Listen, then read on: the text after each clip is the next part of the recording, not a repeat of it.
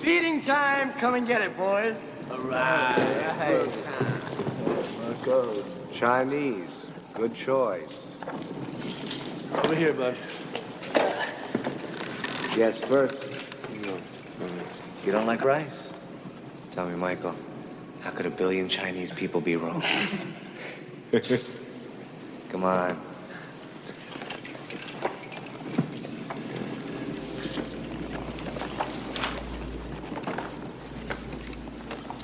How are those maggots? Maggots, Michael. You're eating maggots. How do they taste?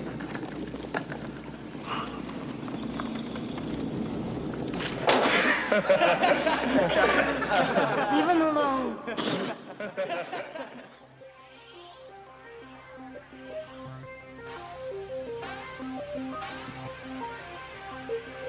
Groovy.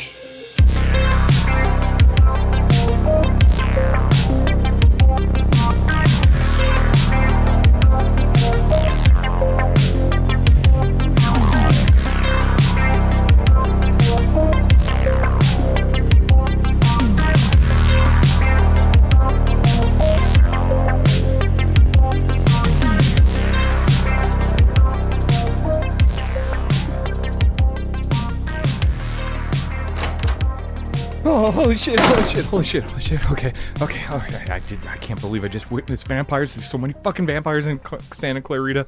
Alright, shit, alright, get this stuff out of the way. Cory! Where the fuck is he? Of course he's not home when I'm here. Alright, there's gotta be some sticks or something in his bedroom or something.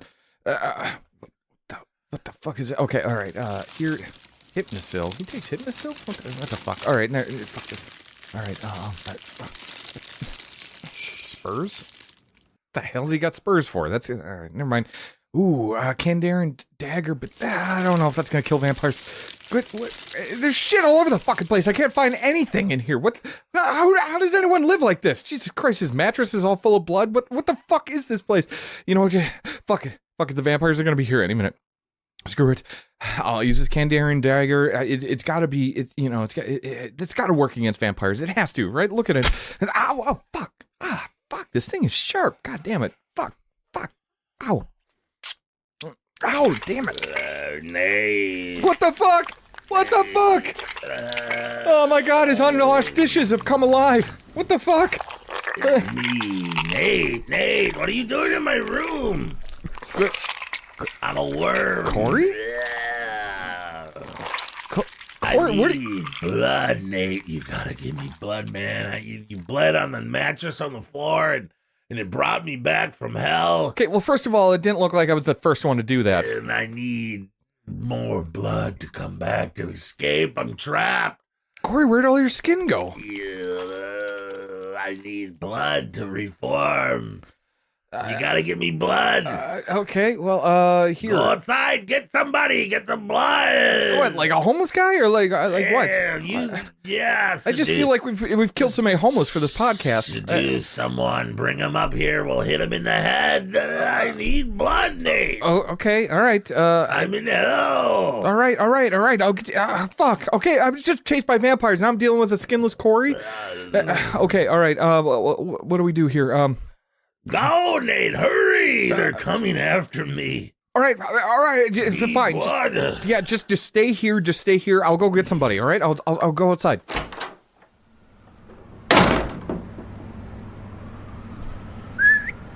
Hey, you. Yeah. Hey, buddy. Hey, buddy. Hey, dude. You won't believe what I have to show you. Yeah? Upstairs. What do you get?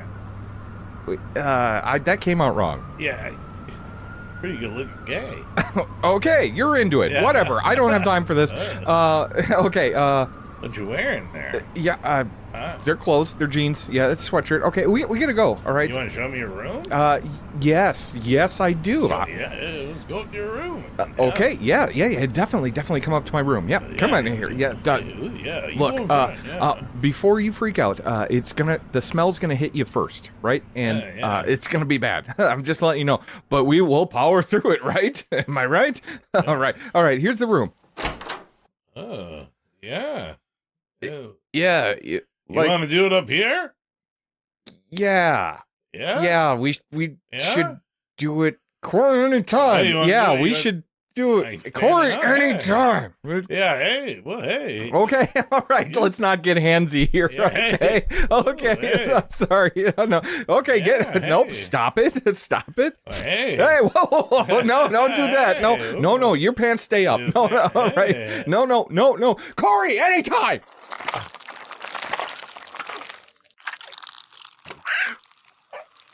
Oh, thanks, Nate.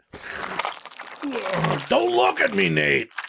God, yeah. I don't want to look at you. Are you eating Why that is guy? Are you sucking him? Not Sucking in the way that he marrow out wanted. of him. I need. Oh God. I just pants down. This is gross. I don't know why his pants were down, okay? He obviously thought that something was going to happen here. That's not how it's going to go. It wasn't enough, Nate. I'm feeling a lot better, but I'm still all fucked up. Dude, I was in hell. It was awful. I found a way out. You bleeding on that bed, on my mattress. It brought me back.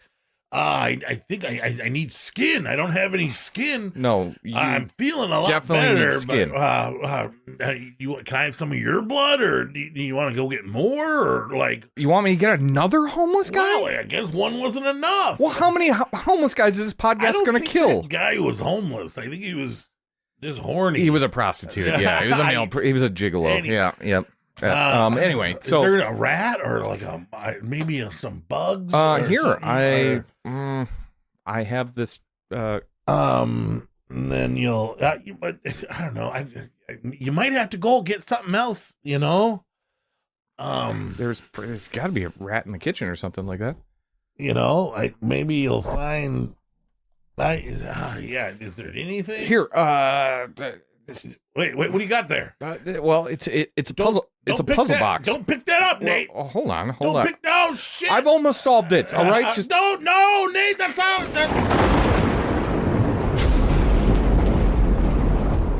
You opened the box, Nate. Now you must pay. Pay no pleasure. Fear and remorse. Come with us. Cory, is this somebody that also lives with you? Do you have a roommate that I was not aware of? Who is this guy? He's got pins all over his face. You opened it, we came. Now we will tear your flesh apart. What, this fancy Kleenex box? That's not... I didn't do anything. Look, it's Cory, though. This is his bedroom. Who is this Cory? Well, he's the guy that has, well, no skin. He's It's the only just- guy with no skin. It's just you in here. No. Where did It's he go? just How does he you hide with no here. skin on? This is his Nate, mattress. You must pay. You opened it. This is obviously your room. No, it's not my room. Okay, I would have cleaned those dishes up. Okay, like, look. Nate, shut the fuck up, man. This is the guy that took me, man. Fucking. CJ, did you hear that? I'm not. Hey, I'm just a guy. Excuse me, guy. Nate's who you want. He's full of sin. I told you. He's a bad guy. He was under the bed the whole time. You want Nate.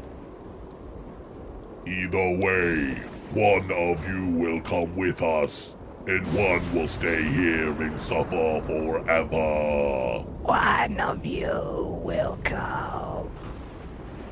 I didn't open the box. She brought Nate bread. opened the box. I didn't open the box. I My- just kind of moved it out of my way. My There's a lot. name's Jim. His name is definitely Cory. This is his bedroom. I don't even know this guy. I don't know him either, okay? I was trying to get away from vampires, and now I want to just go outside with the vampires. Enough. You are annoying me. Bring on the chains of despair. Change of despair. Oh, God, no, Cory, they're going under my skin. They're going under my skin. Oh, they got me too, man. Oh, you don't have any skin. What the fuck is going on here? Jesus Christ. It's like a nerve. Oh. No tears, please.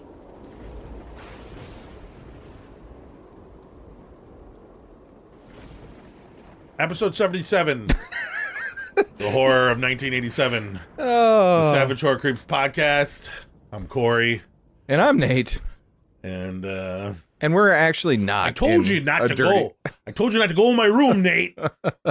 I would never go in your room. Go in my room. If your room is anything like we just pretended it was on the podcast, then no, I will never go in your room. The mattress is on the floor. There's bugs. It's covered in blood. Soaking wet penthouses. Soaking wet, huh? I like a lot of moisture in my room. You do. You're like a rainforest of a man. I like to feel like a cave. Nice and moist. Yeah. I like to be close to the floor. No sunlight. I put paint on the. You do. You like the darker, the better. Yeah.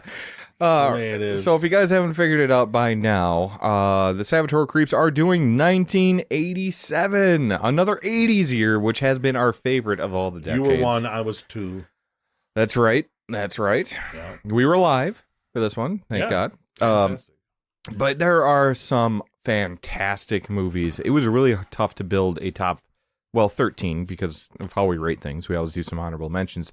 But man, like there was some side talk offline, right? When you were like, you don't like this movie? And it's like, no, I actually really like that movie. It's just, I like these other 15 before it. You know what I mean? Like it's one of those years. 1987 just had a lot of bangers in it. We did pretty good. I mean, there's one misplaced there that we'll get to that when we get to that. But 1987. Does it start with a G? I can't remember. I just got back from hell. Okay. So, okay. You'd be surprised how much that'll erase your memory of horror films when you go through something like that. Oh, yeah. Yeah, when you go to hell and they rip your skin off. Yeah. Yeah, well, we're both going through it now, so clean slate. Before we get into 1987, let's talk about what's been going on lately, and let's do news. I heard we have a lot of it, huh? Yeah. I have come here to chew bubblegum and kick ass.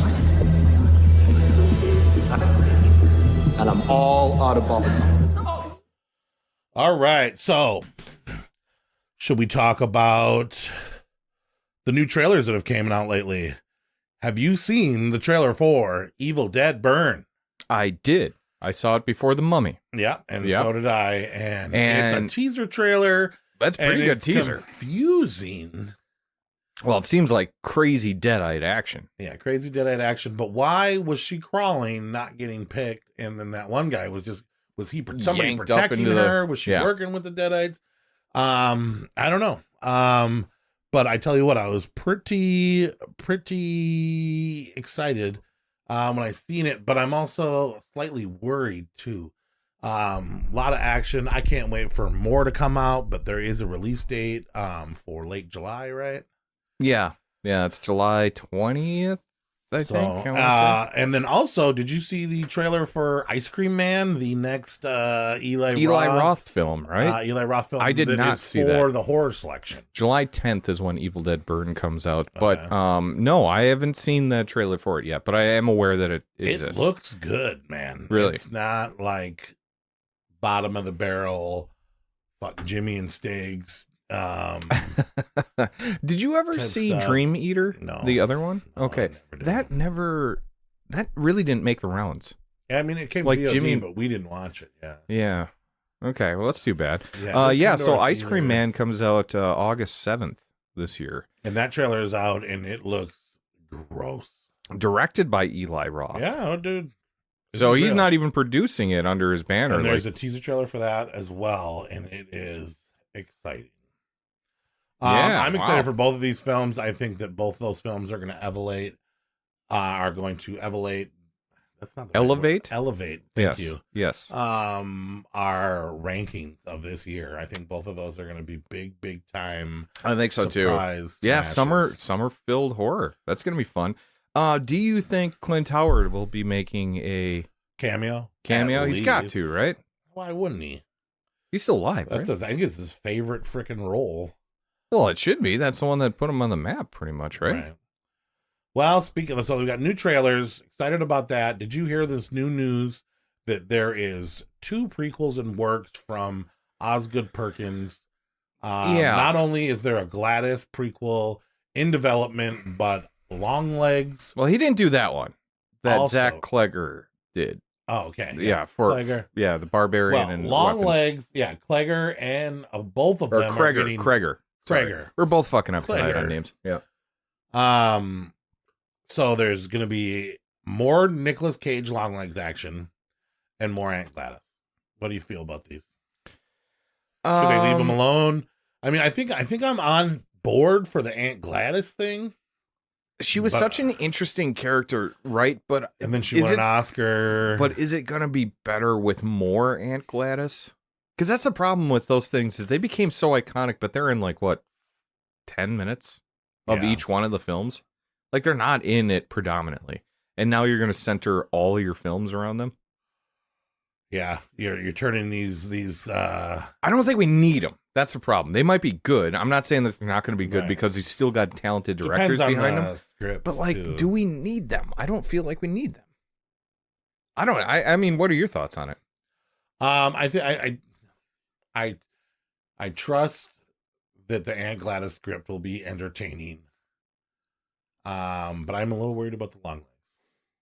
I feel like it's going to be forced. You know what I mean? Because at first they were talking about making a sequel, but then he died.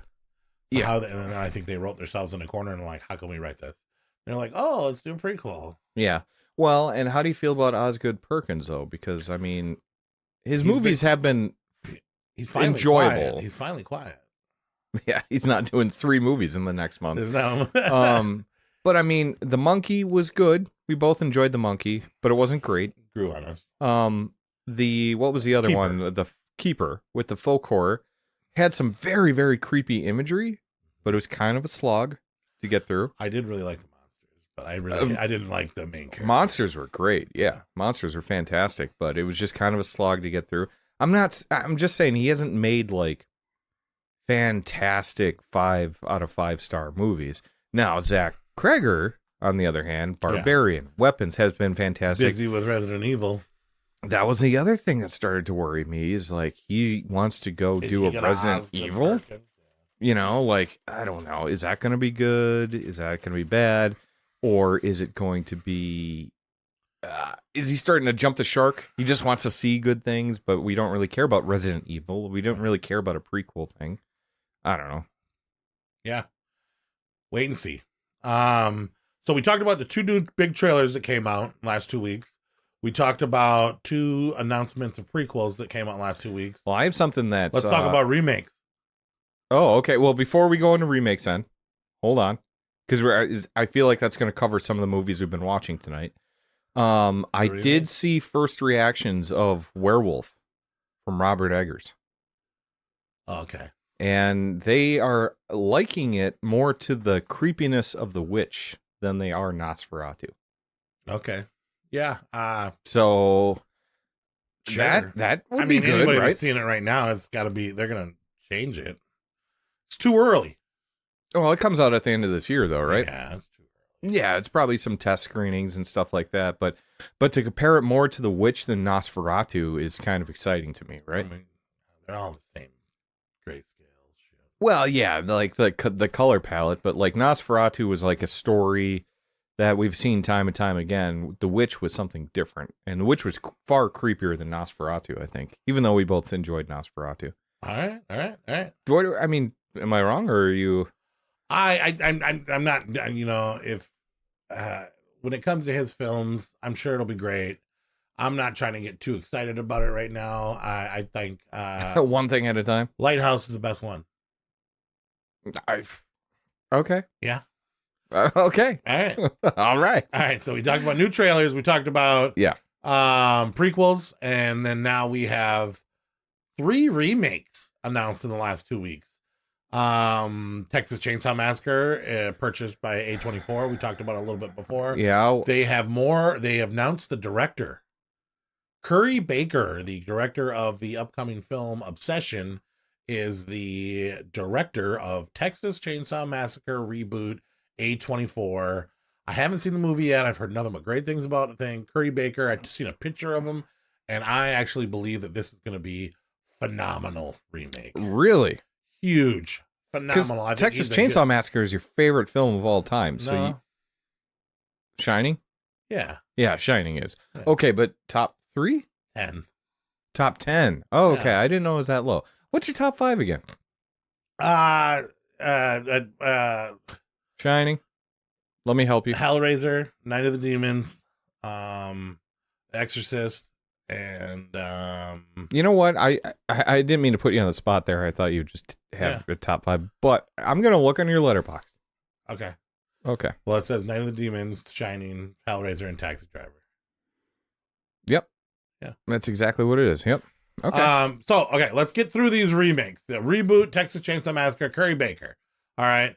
Night of the Living Dead, third remake, starring Vivica A. Fox. Yeah. You've seen that, haven't you? I saw that they're coming out. Yep. What do you think? I have not watched a trailer for it. Yeah. I mean, Vivica A. Fox made me more excited because I thought that was a bad. Well, yeah, but at least it's someone you know. She's gonna be the main right? character, though, right? Because have you seen the last couple?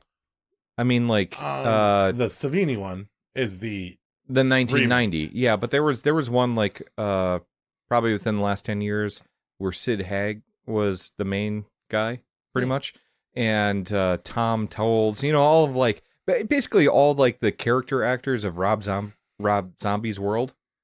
No, man. Did Night of the Living Dead. Huh. Yeah.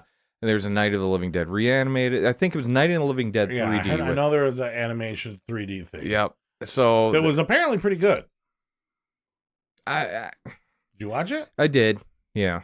It was all right. Well, it's coming, and you're going to have to deal with it. And I don't feel good about it. Because it's free, right? Anybody can remake it. Robert Carradine's going to be in it, though. Yeah. Yeah. That's weird. Because he just died.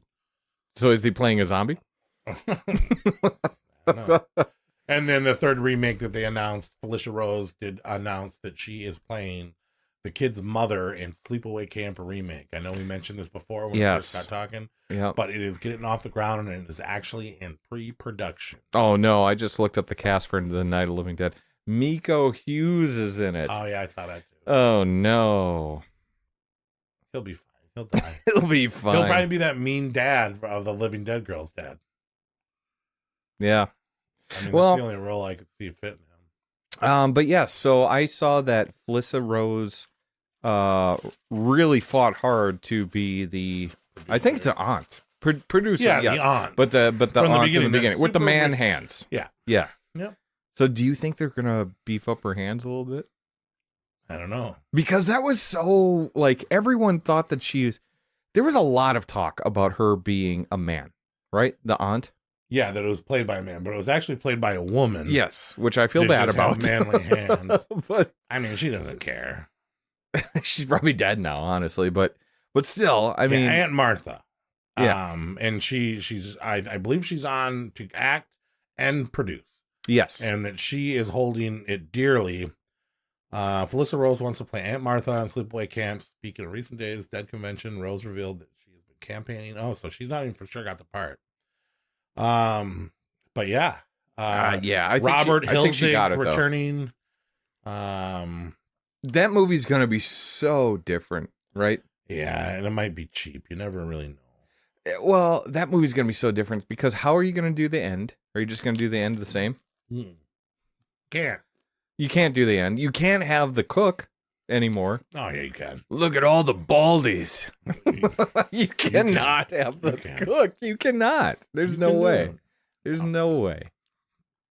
So Sleepaway Camp, Night of the Living Dead, and Texas Chainsaw Massacre reboots all announced going forward, doing well. Mm-hmm.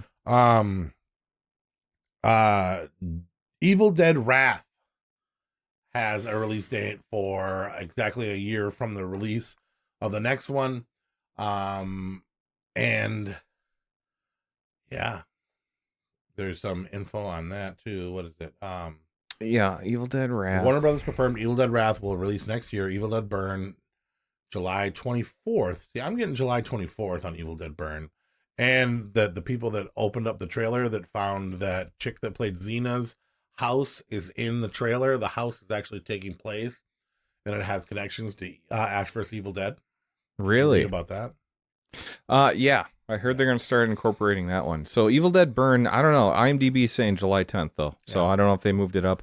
But it's also saying for Evil Dead Wrath, expected April 7th, 2028. Yeah, That's a ways out. But it's got Zach Gilford. Oh, 2028, not 27.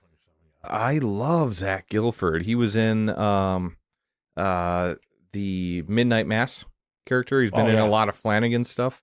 He was Matt Saracen from Friday Night Lights, all that stuff. So, yeah, I love him. And so that's exciting for him to be in that. Yeah, I don't know. I'm excited that they're branching out with the Evil Dead films now. Evil Dead Rise was still my least favorite in the entire franchise, but that's still not giving it. That's still it's still a good movie, right? And speaking of Evil Dead Rise, and Lee Cronin confirms The Mummy takes place within Sam Raimi's Evil Dead universe. I know, and that's why I was just going to go with it. I was like, and you can almost have a Evil Dead movie in The Mummy. Lee Cronin's The Mummy, excuse me. What the fuck? Lee Cronin's The Mummy? Like he's Wes Craven or Stephen King or something like that? He actually boycotted against it. He didn't want to do that. It was Blumhouse that forced him to do that. Why? Because they were trying to separate it from... Didn't you see that Blumhouse tweeted every day for a month, Brendan Fraser is not in Lee Cronin's The Mummy? Because they're making another one. Because they're making another one. And then, with Brendan Fraser. He said, we got to put Lee Cronin on here so it separates so it doesn't get compared to Tom Cruise's The Mummy, the old The Mummies. And he was like, I don't really think I deserve that yet. That makes me feel better. If he's saying that, then okay. Lee Cronin, I talk some bad shit off air about you for doing that because it's so like Wes Craven, Stephen King. They're the ones that are like he's made one fucking movie. Exactly, right? I mean, but they said that we want to do this, and he was like, I don't know. And then they were like, we need to do this. But here's the thing: they shouldn't even have called it the fucking Mummy. They should have called it Evil Dead Egypt. yeah, Egypt Dead Rise. Right? Yeah. Or Lee Cronin's The Exorcist. Well, because it's 50% Evil Dead, 25% Exorcist, and 25%. I don't know. So we both saw it. So let's talk about it. You really enjoyed it. Yeah. You were pleasantly surprised. I went into it thinking it was going to be the worst film. I was not excited. I didn't want to see it. I was gonna go out of town. I was like, I want to go see the IMAX. We don't have an IMAX. Yeah.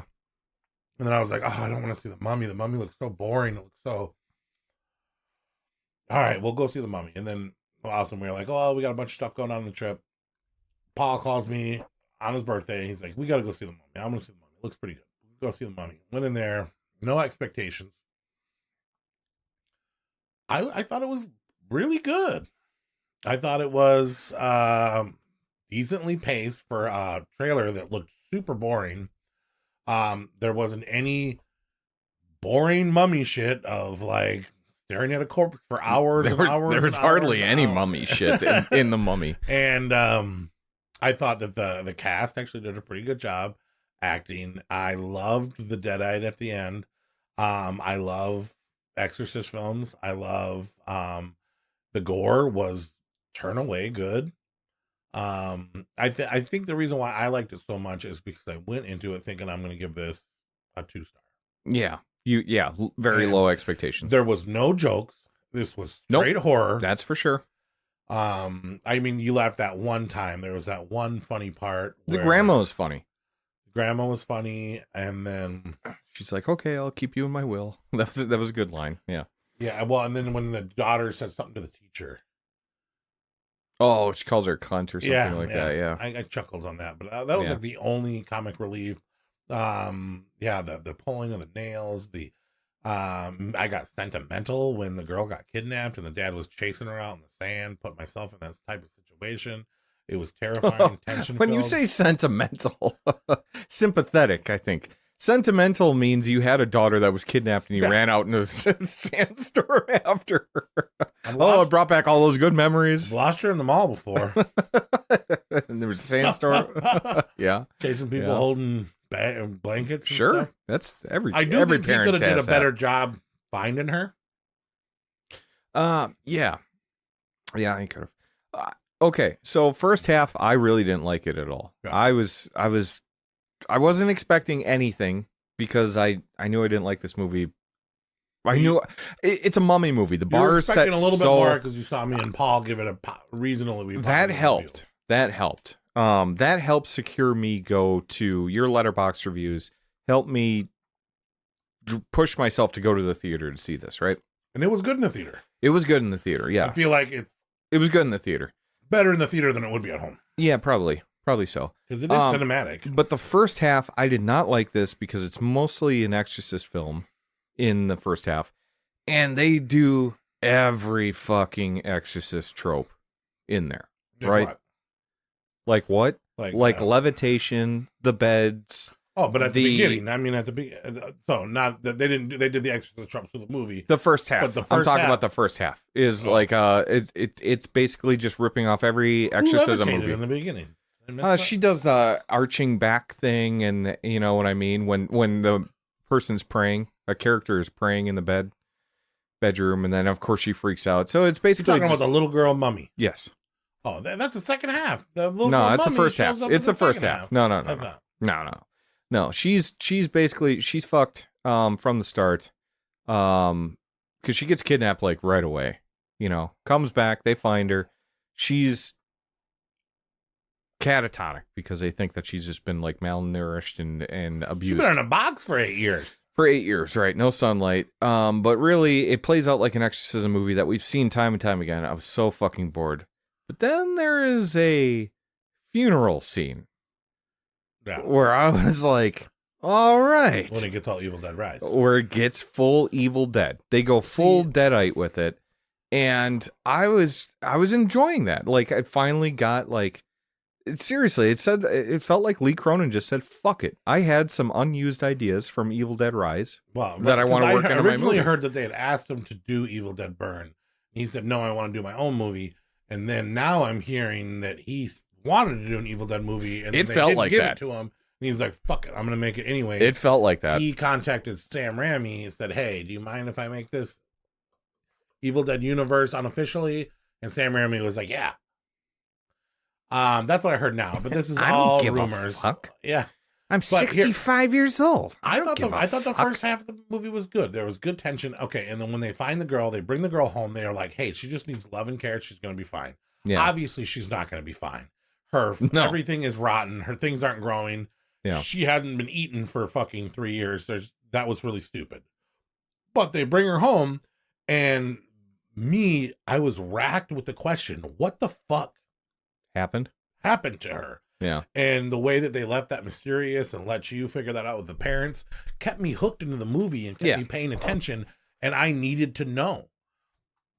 And luckily enough, they do let you know what happened. And yeah, that whole little cop Egypt drama stuff goes on. And then obviously the gore and the Deadites and the horror aspect. Like, that shit was brutal at times. I mean, there was parts of it, there's there some was brutal parts stuff of in this it. film that reminded me of Bring Her Back. Yeah, there are. And so but there's always been some of that stuff in the Evil Dead, right? So that's where I'm like, that's kind of a compliment saying, hey, this reminds me of the Evil Dead movies, right? Because they're all over the top gore fest that I love, right? Even Evil Dead Rise is my least favorite. It's still a good movie. So now The Mummy's your least favorite Evil Dead movie? Now it is my least favorite. Do you Evil count Dead it in movie. a ranking? I would not count it in a ranking. No, because they went Mummy with it. We'll see how much more they talk about it. And I also, even though it is, and I put this in my Letterboxd review, there's about as much Mummy in this movie as there was in the original Boris Karloff one. Well, let's be honest. Remember? They called it The Mummy, but there is at least 3 mummies in this. Yeah, sure, there is. But there's something. 4, actually. There's a major significant plot point that I won't reveal. But it's cool to see because when I saw it, I was like, oh, that's why they call it The Mummy, right? This is a mummy then. Yeah. You know, and it's a significant plot point. I won't reveal it, but it makes sense, even though it feels like a Deadite. Yeah. You know, or possessed during the first half, Deadite in the second. I mean, yeah, and there's voodoo, there's coffins, it's a mummy. I mean, there's the Egyptian curses and what stuff like that. What's the difference between a mummy and a zombie? Well, One's stuck. Well, the embalmment. Yeah. I mean, you pull out the brains and like prepping the mummy, and that was done on mostly like if you were mummified, you were somebody. You know what I mean? You were royalty. You were an important person. Actually, I hope you are taxidermied. You want to be just put on a shelf somewhere next to your video collection. Going like this. Okay, well, can you have like one finger to point and then? Yeah. Okay, That's good. what you're watching tonight. Yeah, that's exactly what I want. I turn your body around. You're like, "Ah." Holding the little thing. Hey, Cory recommends that one. Put it right there, man. Yeah. Yeah, if you could just have your hand out like this. Like a tea and saucer it, right? So I can Yeah. put the VHS It's or the illegal. I Blu-ray looked right it in up. there. Oh, to taxidermy a person? Yeah. Yeah. Well, unless you're in Texas. Yeah. So yeah, The Mummy, I gave it a B+. I was pleasantly surprised. Lee Cronin, I'm actually a fan now. I know that he's going to come with those token Lee Cronin fucking gory horror, no holds bars when it comes to children. He's definitely got a certain way to shoot a film too. Well, yeah, you can see his style. He has a style. he's got his own style and now. the things he does to children, he is not afraid No, to hurt children. none of us should be. But anyways, that was one big thing that I watched, and I also saw 2 other movies in the last 2 weeks since the last podcast. Yeah, I just saw one as I was looking up your top 4 in the Letterboxd. That can I call you out on it? What?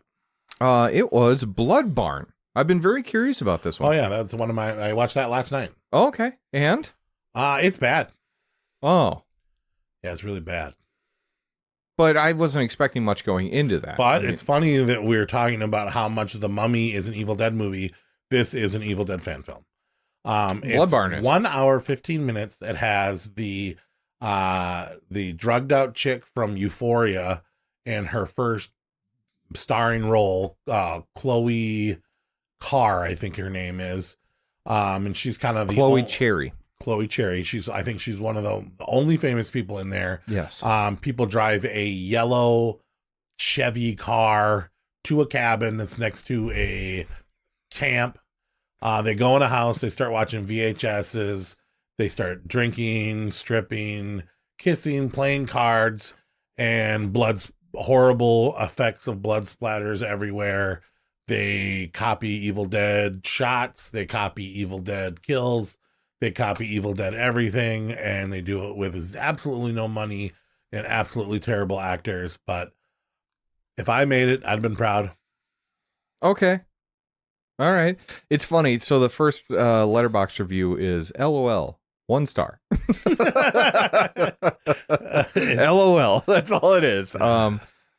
Sometimes less is more. Okay. Read more of them. They're it's actually pretty entertaining. I don't think anybody liked this film.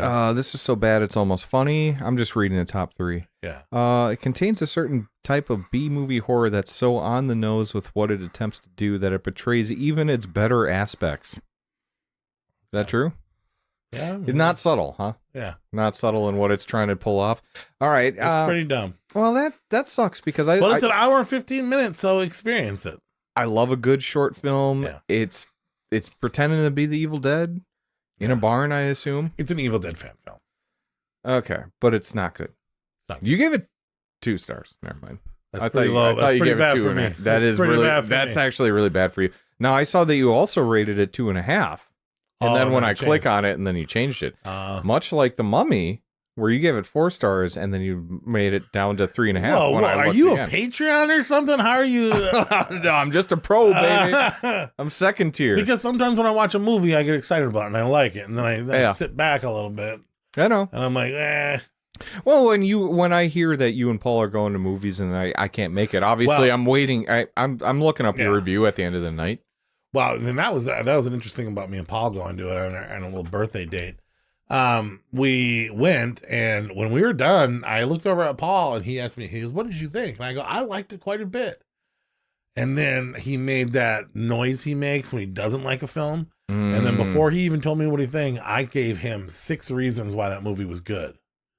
And he said, "You're kind of right." Okay. And I think I convinced him to like it a little bit more. Yeah, than he did. gave it a good score.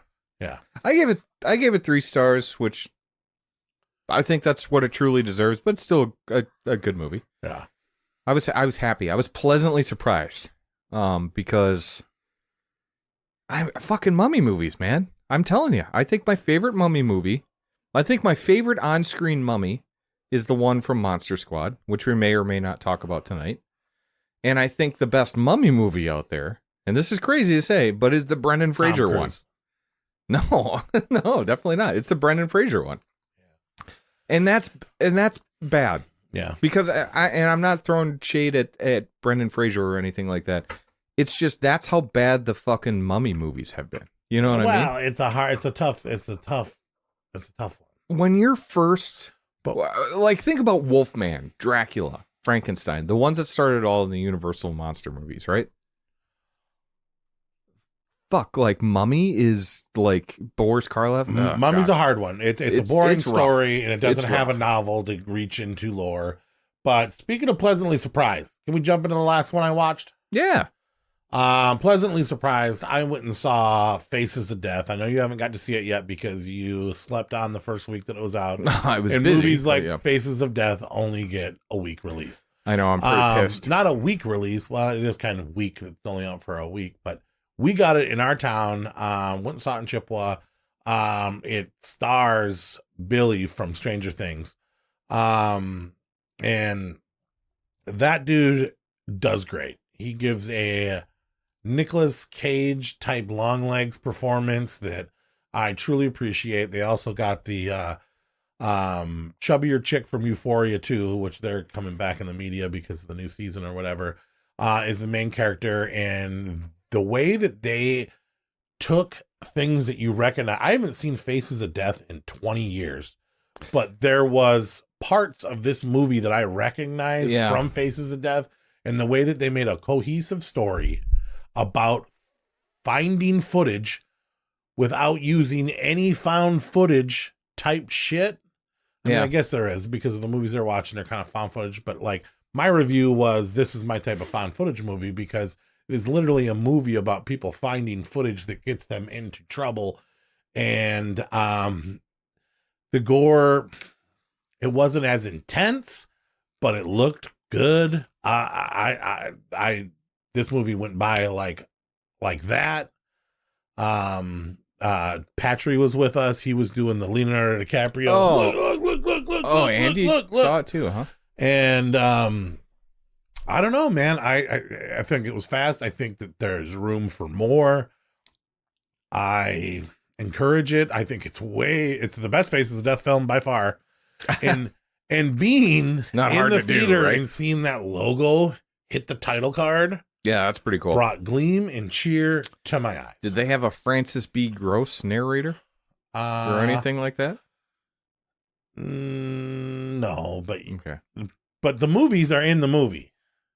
Yeah, that's what I've heard. Yeah, the movies are in the movie, and there's a guy that likes the movies there's a saboteur creep in the movie that kind of explains lore, and then there's like Okay. detective, and then there's a killer, and then there's YouTube videos, and then these people have like the greatest job in the world, what I would be to be a content moderator. Oh yeah, I think that would definitely fuck with your Hell of a mind, though, job. right? Yeah, and it's got the guy from The Blackening as the boss. It's a good movie, man. I give that one an A. I think that one was better than The Mummy. Well, they're about even. Okay. The Mummy got Different rated movies. higher. Yeah, they're different movies. They're different movies. Different movies. I watched the original Faces of Death in anticipation because I was going to go see it. I was like, can't fit it in this week. I'll go see it next week, and then it left. Very surprised that you don't like them still. Well, I never enjoyed a Faces of Death movie, right? I enjoyed it enough to pay. But I how much did you pay for those? Well, it doesn't need to be discussed, but let's just say I have a very rare collection of Faces of Death movies, right? Yeah, you're that guy. I am that guy, but I don't just sit. Red flag if he has all of the Faces of Death. I don't. They went up to 6. I only have the first 4. Okay, red flag. And if he has more than half, and a best of. If you're looking through his video collection and Faces of Death is I'm not talking about my VHS set of these things, all right? God damn Well, it. you were just saying that you watched them. I just watched the first one in anticipation. Okay. Did you watch it on your VHS copy? Or? Yes, of course I did. So Can you imagine? So we are talking about it. But anyway, this has upset me. Anyway, so I'm watching the original Faces of Death. Now, I remember that they had staged a lot of it, but watching it now, everything but the animal killing scenes, which they show like slaughterhouse stuff and things like that, Right. and even a couple of the animal scenes are fake. Yeah. Well, yeah. Like 90% of that first film is fake. Yeah. And the rest is like, oh, we're going to show you how they kill Yeah, they're fake.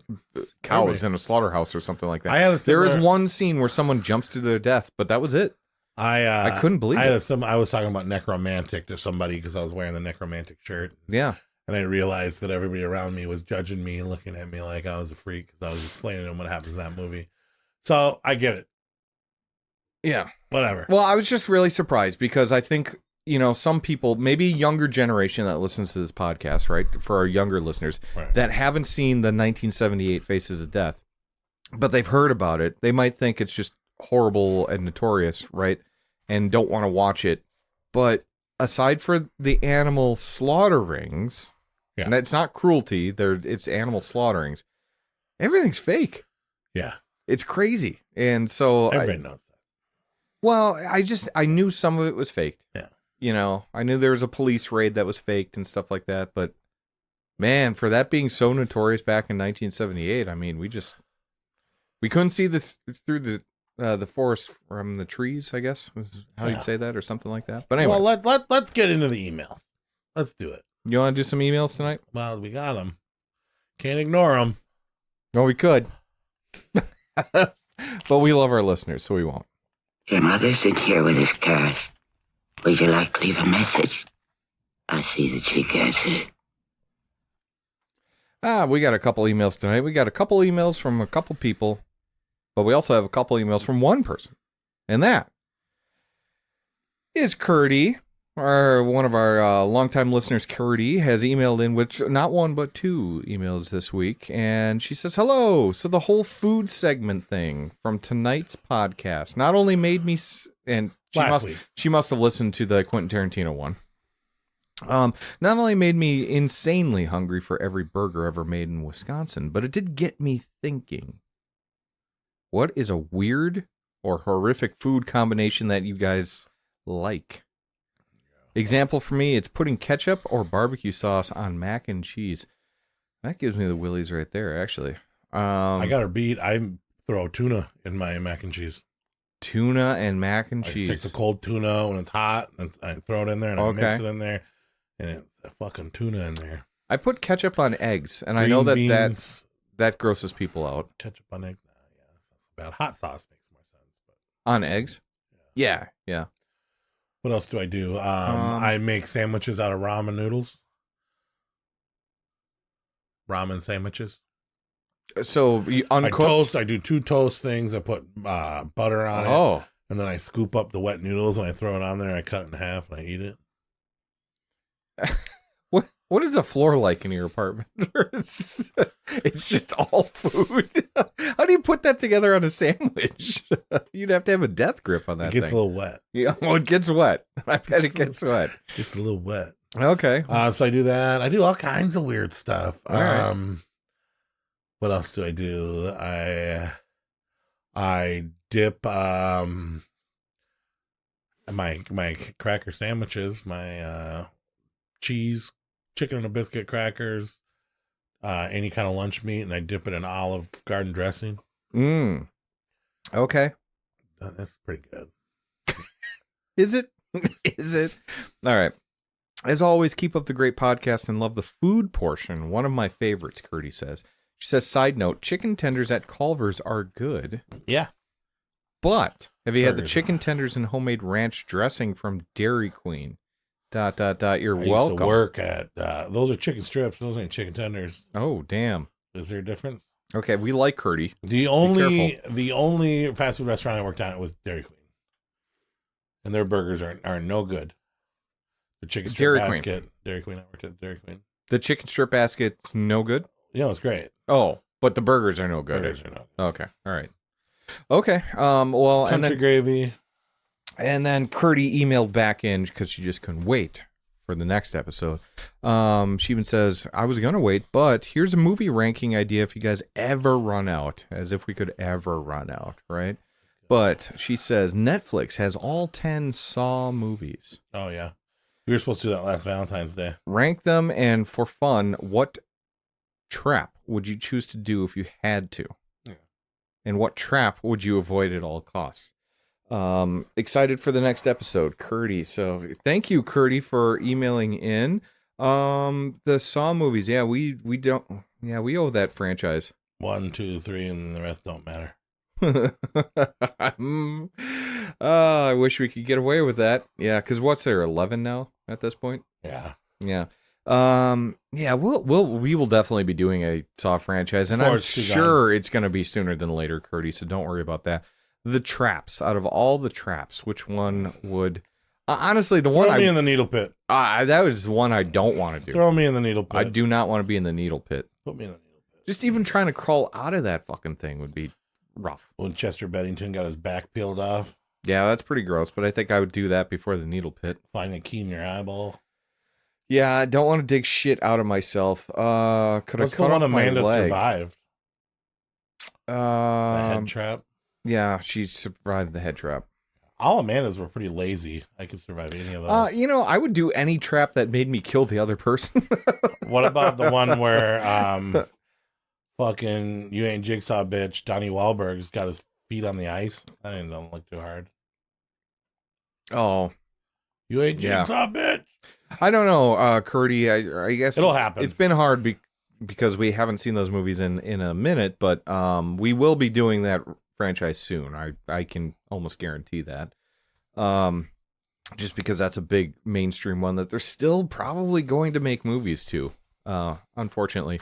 But we will be doing that one soon, and in that ranking, I promise you, we will bring up what trap we could do and what trap we wouldn't do.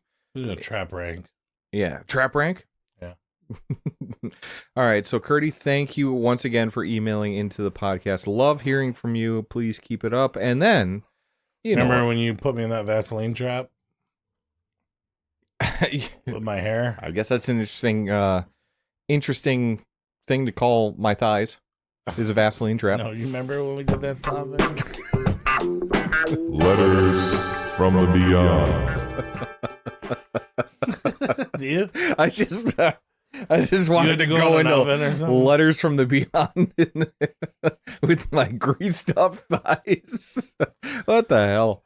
Oh. All right. Every week we do Letters from Beyond. Yes, we get do. a message from our favorite video store, art dealer, Adam, at the Beyond. Come there, check it out. Ask them where the horror movies are because they're missing. Oh, he attacks Adam. I bought them all. Sorry. He attacks Adam. There's still some good shit there. All right, Adam. Adam says howdy. And he gets his own segment because he's vowed to email in every week. Yeah. So he says howdy. Cory came in today and told me that the podcast was happening tonight. So I was writing this only an hour or two before you started recording. So my apologies if this email is not one of the greats. However, looking through the list of 1987 films, I would have to say my favorite is Bloodhook. Mm-hmm. Is it a movie? Is it art? Or is it a way of life? Having seen it in Hayward with you fellas was a memory that I will cherish for at least another 6 to 12 months. Hey, we're going to do our annual trip up there again. I'm sure you will tell many tales about that night later in the episode. My personal favorite story from that night is when my Uncle Chuck met us out for drinks at the local square dance and taught you and Cory how to blow jugs. I really gotta start proofreading these emails. I barely remember that. Blowing jugs is huge in my family, and I'm glad you two got to experience it. Have a great episode and keep on blowing. Adam. Love Adam. Blowing a jug, like glass blowing a jug? Yeah, the just making tunes on top of the less jugs a guy. You don't remember that night at all, do you? I do remember that night. You remember jug blowing? I don't remember that. Yeah. I remember you chucking sandwiches, but yeah, that was at the end of the night, and I still blame our elder night on the podcast for bringing a bottle of bourbon to. You don't bring sand to the beach. All right, Andy? You don't need a bottle of bourbon, 1.75 of bourbon I don't to think go Jack up. Daniels is bourbon. Yeah, it's yeah, Close, you're though. right. It's gross. Sour mash. But after a night of bar hopping, after the screening of the Blood Hook Festival, it was hot. It was hot. It was rough. But anyway, great time. I'm excited to go to our annual Blood Hook trip later this year. Cabin's booked. We're all doing it. And there's Cory blowing on a jug. Yeah, Adam. The plastic jugs. It's not working. Yeah, it's just not. No, you need glass. Glass is the way to do it. Don't you remember anything what Uncle Chuck told us? I remembered a little bit. We were at Good Nights, right? Adam, I have a feeling that you'll probably will be hearing about Bloodhook soon, and looking forward to our festival. But thank you for emailing in, and thank you for making yet another weird email. And if anyone else wants to send us a weird email, whether you know us, whether you don't, because we love all of our listeners all over the world, send it to saboteurcreeps@gmail.com. Or you can get in touch with us at Instagram or Facebook or, hey, Letterboxd. Leave some comments on our YouTube channel, anything. But we love hearing from the fans, and we hope to hear from more of you soon. All right, so that is all the emails that we have tonight. We should definitely get into tonight's episode. Tonight's episode. Food ranking. Yeah. Kirdy just said she really liked this part. Yeah, we're doing away with it. You were going to skip it. We've jumped the shark.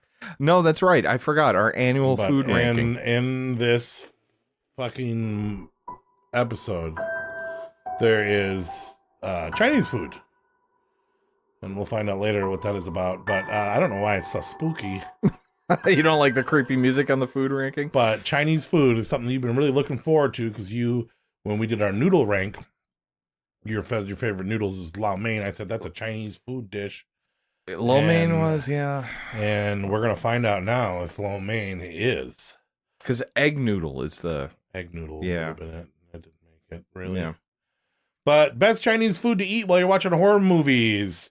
There's a big difference between Thai food, Japanese food, and Chinese food. This is only Chinese food that you can buy in American Chinese food. You even brought some Chinese food tonight. You are well prepped. Yeah.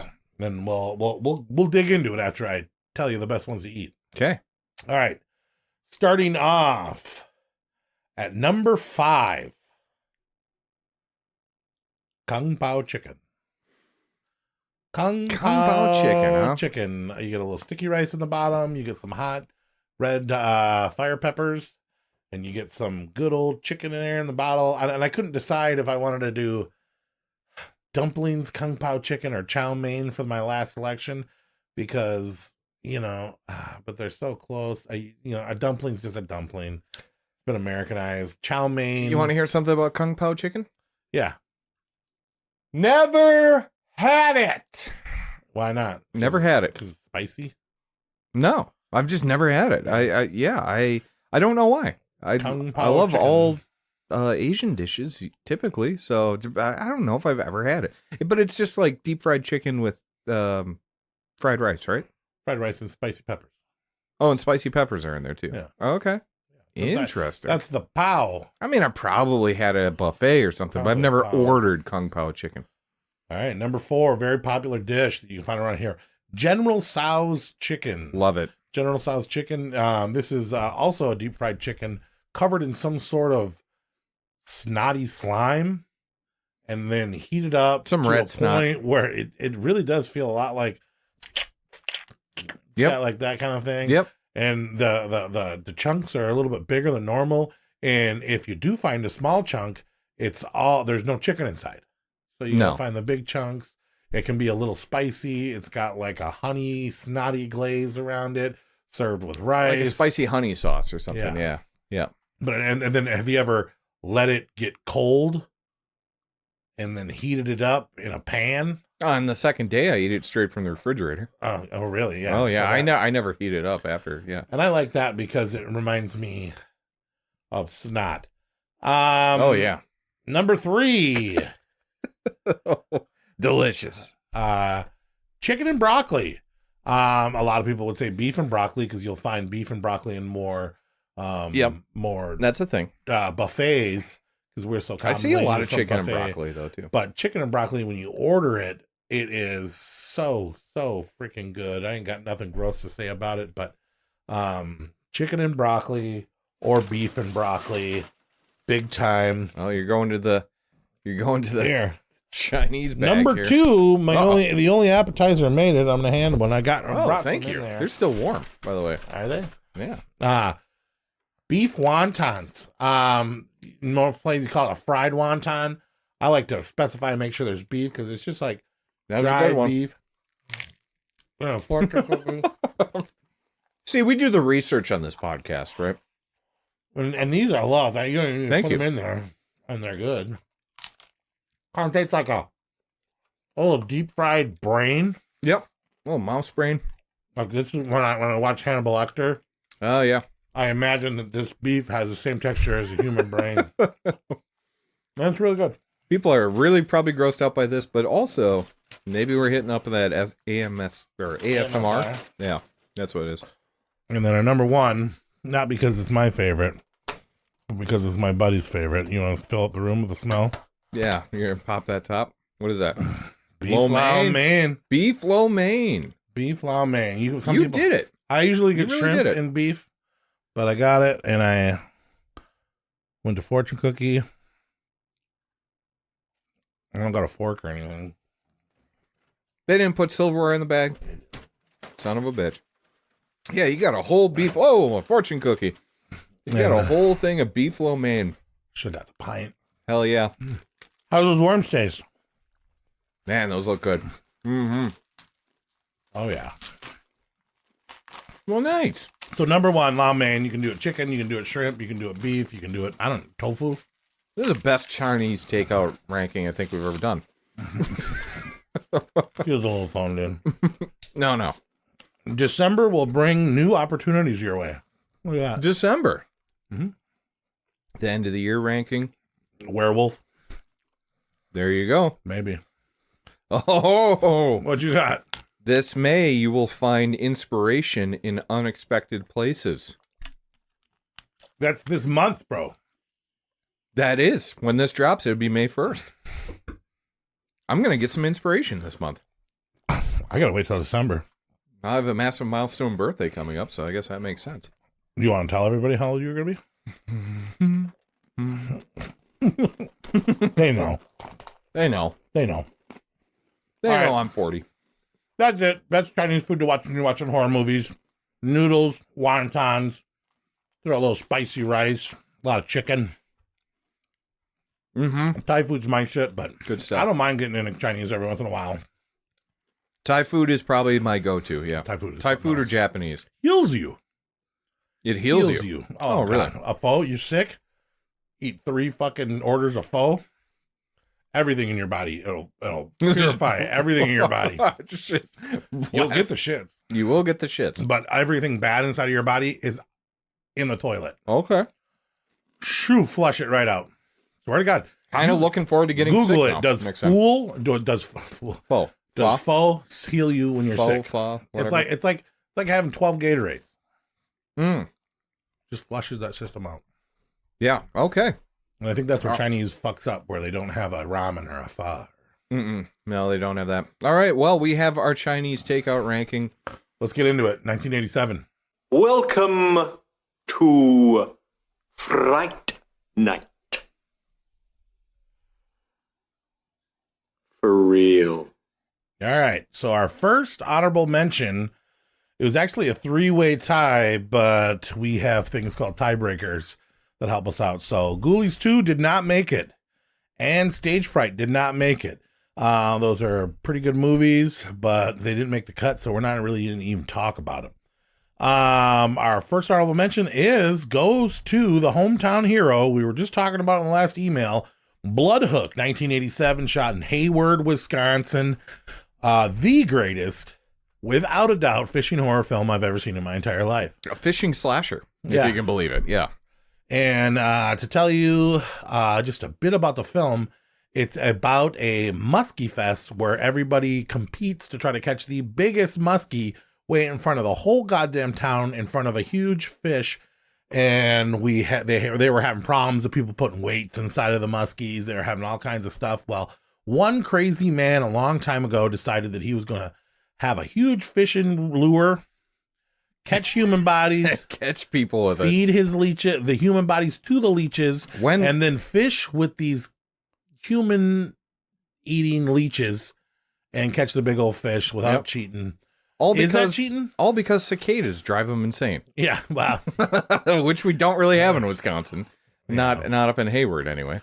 And last year, me, Patry, Adam, myself, Nate, and then we met up with a friend Lizzie, and we went to Muskie Fest on a 117-degree day. It was so hot. Yes. Went into a packed movie theater, sold out, got us real close to the front row. Drank some weird fish beers, watched it in the hometown that it was made with recognition of all the lakes and all the trees. And I will say the first time I watched Blood Hook, it was a so bad it's good type of movie. Yeah. But as it has grown on me and I had realized all the lore and how much people really care about this film and the uniqueness of this film, I actually put this in one of my most beloved, cherished, bad horror films of all time. It holds a special place in my heart. Big representation. It's pretty fun. So for those that aren't aware, I mean, yes, it's a fishing slasher movie from '87. That's so bad it's good. But what the town of Hayward, the movie takes place during Muskie Fest. They still do that Muskie Fest to this day, where they close down the town pretty much. They have live bands, they bar hop, they do all sorts of stuff. But the town really comes out and has a love for this like cheesy B horror film from '87, and they all go to the theater on the main drag, and they watch it, and it's sold out showing. The whole town, there's like costume contests. The whole town gets involved, and then when you go out, and then when the movie ends, you go out and kind of just you're there during Muskie Fest, and it feels like you're part of the movie. Yeah. It feels like you're in the sequel. We're part of the lore now, Yeah, and we decided to make that an annual trip. We have our second annual Blood Hook Fest coming up. And I'll tell you what, very Nick, exciting. I'm not going to go unless there's one stipulation. If you want me to go this year. Okay, do not bring a 1.75 of Jack, Andy. No. Because that's my stipulation. The only stipulation is that we create a huge fishing lure and we recreate what happened in the film. Oh, okay. They would love that. That would get us on stage during a costume contest. And I want to compete in Muskie Fest with... You want an actual fish? I want to do it. I want to Scream 5 this. Yeah. So... I would be down for it. And the townspeople will be embraced. It's super fun. It is so bad it's good. It's one of those movies that's best done to like, hey, get some beers, bring your friends over and watch this shitty B movie. And it's really, really fun. So yeah, Blood Hook has a special place in both our Can't hearts. recommend it enough. I guarantee you can find it on Tubi or Fossum or Plex or one of those really, really... The free ad-based streaming sites, yeah. It's out not there. hard to find. So check out Blood Hook. Our second honorable mention is Nate's big old favorite monster flick, The Kindred. The cover makes you think you're going to be watching The Substance. Yeah, kind of. But why do you like this movie so much? I love a good... What is the middle of your list? I did put it in... Well, I didn't put it in the middle of my list. It was towards the bottom half of my list. But still, Kindred is this crazy, goopy, gore effects movie with Rod Steiger. I don't know who that is. That's the old angry guy at the end, pretty much. The balder guy. But he's been in tons of movies before. And it is basically this science experiment gone wrong. This mother dies. That's been... I don't know if she's like cloning or doing something, but basically as on her deathbed, she tells her son that he has a brother that he had no idea about and it's still trapped in the house. But it's a weird creature experiment that's in the basement. Made from DNA of him. Mixed with all kinds of lizards or some shit. And it's a goopy, gory monster. I'll tell you what, fest. I'm surprised you didn't like it. When you submitted this and I saw where you had it and I saw that it made the list. It was like 9 or 10, wasn't it? I think it was like 10. I think you had it pretty high for it to make it where it did. But I think it was 9. Yeah, 9. But 9's pretty high. I was watching this film, checking it out, trying to figure out what the whole deal was with this. And I got so bored at the beginning, I rearranged my living room. And I do have to thank. If I didn't do this, my living room is way better now. Because I was like, oh. So you're saying you were bored with this movie? I had it at 10 on my list. The beginning. I thought that the beginning was... beginning's a little slower, and then right? I knew there was a monster coming, and I couldn't wait to see the monster, and I saw the monster, and I think maybe I waited too long, or I was, moving couches and moving TVs and replugging in DVD players. And then I finally got to it, and I was like, oh. I wish it would have been a little bit so more. you straighten your entire house instead of watching this movie. Great. Maybe. Okay. It starts a little slower because there's a lot of mystery, but then about halfway through, they're just like, fuck it, tentacles are coming out of everywhere. There's some good things about it. I don't know. Old practical goopy effects. I mean, it's slimy, it's gross, it's a fun movie. Kindred, I've always known about it. I've always seen the cover, but now this is a first time watch? Yeah. Yeah. Okay. It was almost a never time watch, but for you, I did it. Well, thank you. Yeah. Yeah. Our last honorable mention, which I think is crazy to say, but as a testament for how good this year is, Creepshow 2. Creepshow 2 was originally supposed to be 5 stories, but because of budget restraints and lack of belief in the follow-up of the original Creepshow, they had to cut 2 stories. One that went on to be in Tales from the Dark Side, and one that will never see the face of day.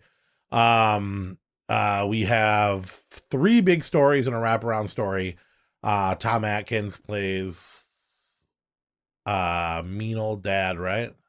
I thought that was the first one. Yeah, that's the first one. Tom Savini plays a goblin. Yes. In a truck. Okay, yeah. He's a garbage goblin. Which I loved. I loved the garbage goblin.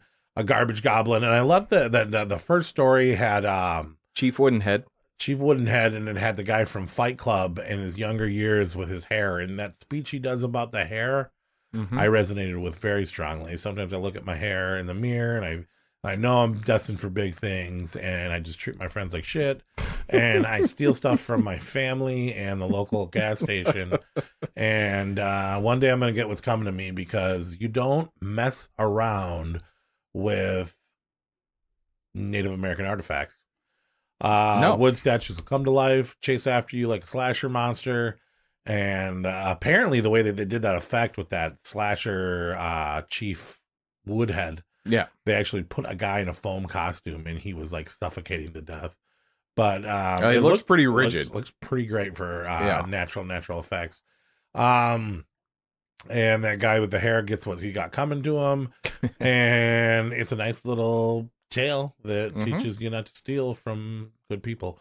The second story, though, is the reason why I love this film so much. The Raft. Amazing. And it is about a bog in the water on a cold day where 4 teens jump into the cold water to go on a raft, smoke weed, and maybe fornicate in front of each other. I don't know why they wanted to go out to that. They were raft getting so handsy, bad. but that's the weed, right? Yeah, it was just the weed. It's just the weed. And they have to stay on the boards in this bog of oil and death with no face. Taunts them, and it's like a blob water as soon monster. As it sticks to you, it like absorbs you and turns you into this. It's the blob. Decaying. It's the lake blob, and it looks painful and it looks hurt. And they shot this like, I think the water was cold and they were freezing to death. Yeah. And there's this douchebag in these little underwear trunks. Eventually gets what he's got coming to him. And I love this story. Every time somebody asks me to go swimming in a pond or a lake, I can't help but think about this film. The imagery was great. I wish it would have been a full-length film. I don't know how they would have did that, but I love this monster. I think it's a unique monster. They can make the long walk. I don't think it's that much like the Blob, but yes, it dissolves you, yeah. And such a cool little story. And then the third story, they got a story about a rich woman who hits a homeless man with a car. Yeah. And I don't know if it's actual him or the ghost of him latches onto his car. She vengeful spirit, home. I would say. Vengeful spirit latches onto her car, goes home with her, and a gory, terrifying, brutal little story. I think this is for sure the best anthology sequel. For sure. I'm going to go so far as a hot take to say It's better than Creepshow? it might be better than Creepshow, honestly. Yeah, and it's hard to say because there are things about Creepshow that are better than Creepshow there too. is. And that's but a if you're George gonna Romero movie, and I love that stuff, but like the Stephen King one's just okay to me. Yeah. You know what I mean? I love the bug one at the end. Yeah. There's some fun the cast is stuff better, to it. the quality, the heart, there's more heart in the first one. Yes. But if you're gonna ask me which one, if you're like, hey, should we watch Creepshow or Creepshow 2? I'm gonna probably say popping Creepshow 2. Over the years, I've enjoyed Creepshow 2 more than I've I'm in the enjoyed mood for Creepshow. Creepshow 2 a lot more. Yeah. I think I got a little bit more respect for the first one, but I do think I might actually like this one a little bit better than the first. No, I think I do too, honestly. Weird. Sometimes we agree. We do sometimes agree. Sometimes. Yeah. Well, we cover the spectrum, but sometimes we still agree. All right, number 10. The top of our list. We're getting into it. This is the top 10 movies of 1987, and we are starting it off with a strange one.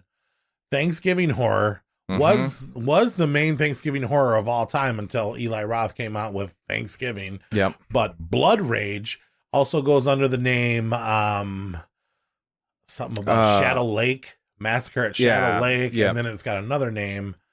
I can't remember, but it should have been called God Damn It, My Brother Came Back on Thanksgiving and he's killing everyone in killed Florida. my girlfriend, and I've seen this movie like 3 times, and I always liked this film. I've never really thought of it as like a contender to be top 10. I remember watching it on Joe Bob's last drive-in and being that was the first time I seen it. And I watched it, I think, another Thanksgiving and then another time this time. Yeah. And it is acted well, especially a guy playing 2 dual roles. And he had this sinister look to him. And he had this weak look to him. So he played the evil brother and the good brother. So when you could tell the brothers were apart, when they were kids, something they did better than Sinners. You know what? That thought crossed my mind. Where I was like, you can tell these 2 brothers apart more than you can from Smoke and Stack, from Sinners. Yeah. So, but as a kid, one of the brothers ends up killing somebody. And one of the brothers gets sent off to an asylum. Yeah. The family basically forgets about him, except for the mother goes visits. She gets a new boyfriend. They're having Thanksgiving. She gets some weird feeling that something's going on with the brother. There's some twists that we probably won't give away because a lot of people haven't seen this movie, maybe. Probably not. And then you got one brother trying to defend his girlfriend and his friends from this crazy, creepy brother that's out there. It's pretty mean-spirited. It's got some pretty cool pretty gore. Fun, though, too. It has a Friday the 13th feel to it. It has a Friday the 13th feel. It also has that kind of like good B-movie slasher, like that second tier, like Intruder. That type of vibes to it, you know? It's kind of like later in the 80s like type of slasher. It's better than a B movie, but it's got some really good gore. It doesn't take itself too seriously. I've watched this probably every Thanksgiving for the last 5 years now. Ever since I got it on Blu-ray, whenever they released it on Blu-ray, I've watched it every Thanksgiving. Without fail. That's not cranberry sauce. I love it. It's so cheesy. That's pretty much the line that brings them He to keeps saying it over and over again. That's not cranberry sauce. Whenever they find blood. But I mean, you got severed hands, heads, all sorts of gooey shit in it, and it's all the practical effects. And that mom, that overacting mother. She was trying to put she's in a B Mrs. horror movie Voorhees to shame. But she wants an Academy Award. I don't know if I role. hated her or if I respected her performance. Louise Lasser gives the performance of a lifetime. Was out there, man. For some reason. I wanted her to shut the fuck up, but I was like, she is giving 115%. Yep. Cool kills, basic slasher. I mean, it'd be hard to write a book report about, but definitely something you should. It's not high art, but it's definitely fun. It's fun art. So Blood Rage is what I like to call it. Yes, Blood Rage. So yeah, number 9, a movie that I put on my list very high, and I was a little sad to see that Nate didn't quite make Nate's list because it was my number 14. The little kid kind of reminds me of you, Stephen Dorff. Stephen Dorff? Oh, God. I'm going to call Mom. I'm going to call Mom. Why can't we call Mom? I'm scared. Be a better big sister. That's know what I mean. I And I was sounded like, Nate, shut the fuck up. I don't want to summon the devil. My dog died. Call mom. You know what I mean? So I would call my mom when my dog died. Yeah. so basically, these two kids, Steven Dorff and some fucking metalhead kid who's cool as shit, does the same shit in his room that I do in my room when I'm alone. Listens to heavy metal music backwards and plays D&D and knows all about Satan. So these kids end up discovering a hole, and their dog ends up dying, and one of her sister's shithead buddies, instead of bringing it to the vet to get cremated, he says, fuck it, there's a hole back here. Let me throw this dead dog into the hole, which is a sacrifice that acts and opens up a portal to hell. And these little tiny goon stone gargoyle monsters pop out there and start causing havoc. Yeah, they're very similar to like the subspecies little demon creation things. Yeah, mixed with like the ghoulies or Yep. fucking the munchies or the fucking any of those little tiny creatures. You are a little creature horror fan. I do like those. Leprechaun, ghoulies. Well, and I like Satan. And yeah. And it's good. Hail Satan. And I like to see little kids dealing with Satan. You know what I mean? Yeah. You know, Sure. And so these kids are dealing with Satan, and it's also kind of like a fun 80s PG-13 brother and sister. That's what I get hung up on the most, is because it's like, is it for teenagers or is it for horror fans, or you know what I mean? Because it's kind of getting caught in that middle land of like, is it Goonies? Is it horror? Because there's things that will say there is both some sides. truly frightening images. There is. Whether or not it all works out okay. You know, it's PG-13 and we're dealing with monsters and not real human gore, but we're dealing with some scary ass monsters, some scary ass imagery, and probably giving a lot of young kids the idea of trying to summon demons and Satan on Earth. Yeah. But so the girl just wants to party. The kid just wants his parents back because his poor dog died. And then his buddies, he's got a good little buddy helping him out. They read some fucking Latin. They read some liner notes and some heavy metal magazines. And they figure out how to save the day. And all the little monsters turn into a big old schlong looking monster that breaks through, but everything works out in the end, and that's kind of the one thing that kind of set me back on this film. But you wanted the schlong monster to win. Well, you know, or at least the devastation not to be reversed. So The Gate is probably the greatest gateway 80s horror film of all time. So Emily, if you're listening, you wanted that gateway shit. This is maybe one of my favorite gateway horror films. Well, which is so funny because the next one up on our list is my favorite gateway horror film too. Right. But we'll save there. that for when we close out The Gate. But yeah, so I think this is a great gateway horror, and it was inspired by, you know, the old Goonies film that was a couple years before, as many others are. Yeah. But I love The Gate. I think that it has the perfect mix of childhood wonder and scary chills. I think this is genuinely a scary for kids. I wish that I would have watched this when I was 13. If you would have, it would have creeped you out. I didn't think. see this till I was in my 20s. Yeah. I think that was my problem too, is I didn't see it when I was the age I should have. Right. And then there was some it got released on a bad day, and it had some competition that made people forget about it. And yeah, like you said, nobody knew how to market it. Is it a horror film, or is it a kids film, or is it a adventure film? Not really, but it's all of the above, honestly. But that's The Gate, man. The Gate's fun. It's Steven, a great. Who would have thought that he would grow up to be a heartthrob in a Britney Spears video? You know? Yeah. Is he a heartthrob? Oh my God. Ryan Did you Gosling see that one and Steven one Dorff? music video where Britney Spears kills herself in the video? No, I Steven must Dorff miss that one. busts open the door, and she's like killing herself. She's drowning. And he kicks open the door and he saves her and pulls her all sopping wet. No, I have not. Yeah. But Just seen Blade, huh? That was it. just saw Blade. Yeah. No, I mean other. I've got personal stories with Steven Dorff. Really? Well, I told you that one, right, when they were filming Public Enemies up by where I used to live, right? Oh, you have The Gate on VHS, huh? Nice. That's crisp. That's clean. Yeah, no, it was. He was. They would go out to the bars sometimes between shooting of Public Enemies up north, and between shooting up heroin and shooting up buildings. Well, that's what he was trying to do, I think. So he was. Oh, you did tell me that story. Yeah, he was definitely searching, and you can't really get mad at me, Stephen Dorff, because there were plenty of witnesses. You asked everyone in that bar for cocaine. So anyway, I didn't have any. You should have called me. I didn't know you then, or else I would have. But I have a guy. I don't promote that. But anyway, for Dorff. For Dorff, you would have found him cocaine. Yeah. Well, I'm sure he didn't go without that night. But yeah, so the Gate is a good, fun horror, gateway horror. And the next one, number 8, is also gateway horror. That also suffered the same fate that the Gate did. Yeah. On promotion and... Yeah, both of these films got that whole like, hey, Goonies was such a success. We need to start making these movies. And this one is Fred Decker's The Monster Squad.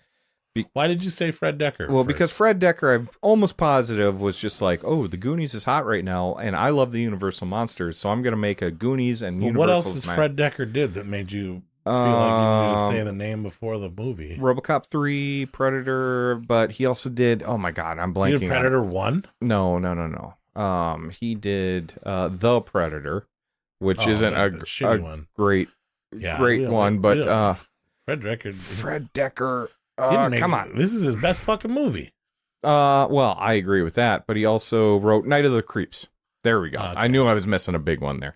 Night of the Creeps, which came out in 1985 and really landed him on the map. See, I think the Gate's better than Monster Squad, but you think Monster Squad's better than the Gate. I do. I love the Monster Squad. Is it just because you love Universal Monsters? I love the Universal Monsters. I also think that some of these are the best versions of the Universal Monsters. Some of them are the worst. But Wolfman is pretty cool. Not the best, but pretty cool. Very cool. The Mummy's the best. I think the Mummy's the best. But so minuscule of a part. Yeah, but still the best looking mummy. It is a cool looking mummy. Dracula, I hated. It's the iconic look of Dracula. Is it? Yeah. I could take this guy. I don't know, man. He got beat by a little girl. Yeah, but he's like screaming at little girls. An old man and a little girl. A virgin. You're not a virgin. He would kick your ass. You don't know. You'd stomp your guts out. You have a child. It's physically impossible. Never got an opportunity to. Oh, you have children. Anyway, no. It is exactly that. It is the Goonies takes on the Monster Squad. It is a group of kids, horror fans, kids, yeah, that form the Monster Squad, and then Dracula, the Wolfman, Frankenstein, Gillman, and the Mummy all get resurrected to do to basically bring about the end of days. And the only people that are brave enough to believe them, and then, of course, all the adults don't believe the kids. Right. They're the only ones. So they're bad kids. Their imaginations of the Monster Squad are the only ones brave enough to defeat the old classic monsters. But do you think that the effects are better in Monster Squad than in the Gate? Well, it's different though, because you had actual like little tiny monsters, right? That you had to do. You had to do stop motion. You had to do, some special effects and stuff. Monster Squad, it was just like a portal. It was like a bunch of guys cosplaying. It wasn't. That's called acting. That's called actors. And then the portal in the Gate compared to the portal in the sky. Don't pick on this movie. You had it in your top 10 too. I had it like number 10. That's great. Maybe 11. I had it at number 6. I have a lot of I didn't watch this till I was older too, and I do like these monsters, and I love that there's a bunch of cool little horror creeps kids, and they figure out a way to defeat these monsters when actually the only monster that's a bad guy is fucking Dracula. Dracula is a bad one. Wolfman didn't even mean to do the things that he did. Wolfman was always a sympathetic character. Frankenstein. Mummy wasn't mean. Frankenstein was a goddamn... Mummy could have been mean. He just didn't have a lot of screen time. Yeah. Gillman, definitely mean. Okay, but just get out of the water. Well, he came out of the sewer at the end, though. So you didn't think Gillman would be in the sewers. You ain't gonna catch me in the swamp. But I love it because it's that got that 80s charm to it, and they're fighting the Universal monsters. See, part of this does have a made-for-TV quality to it.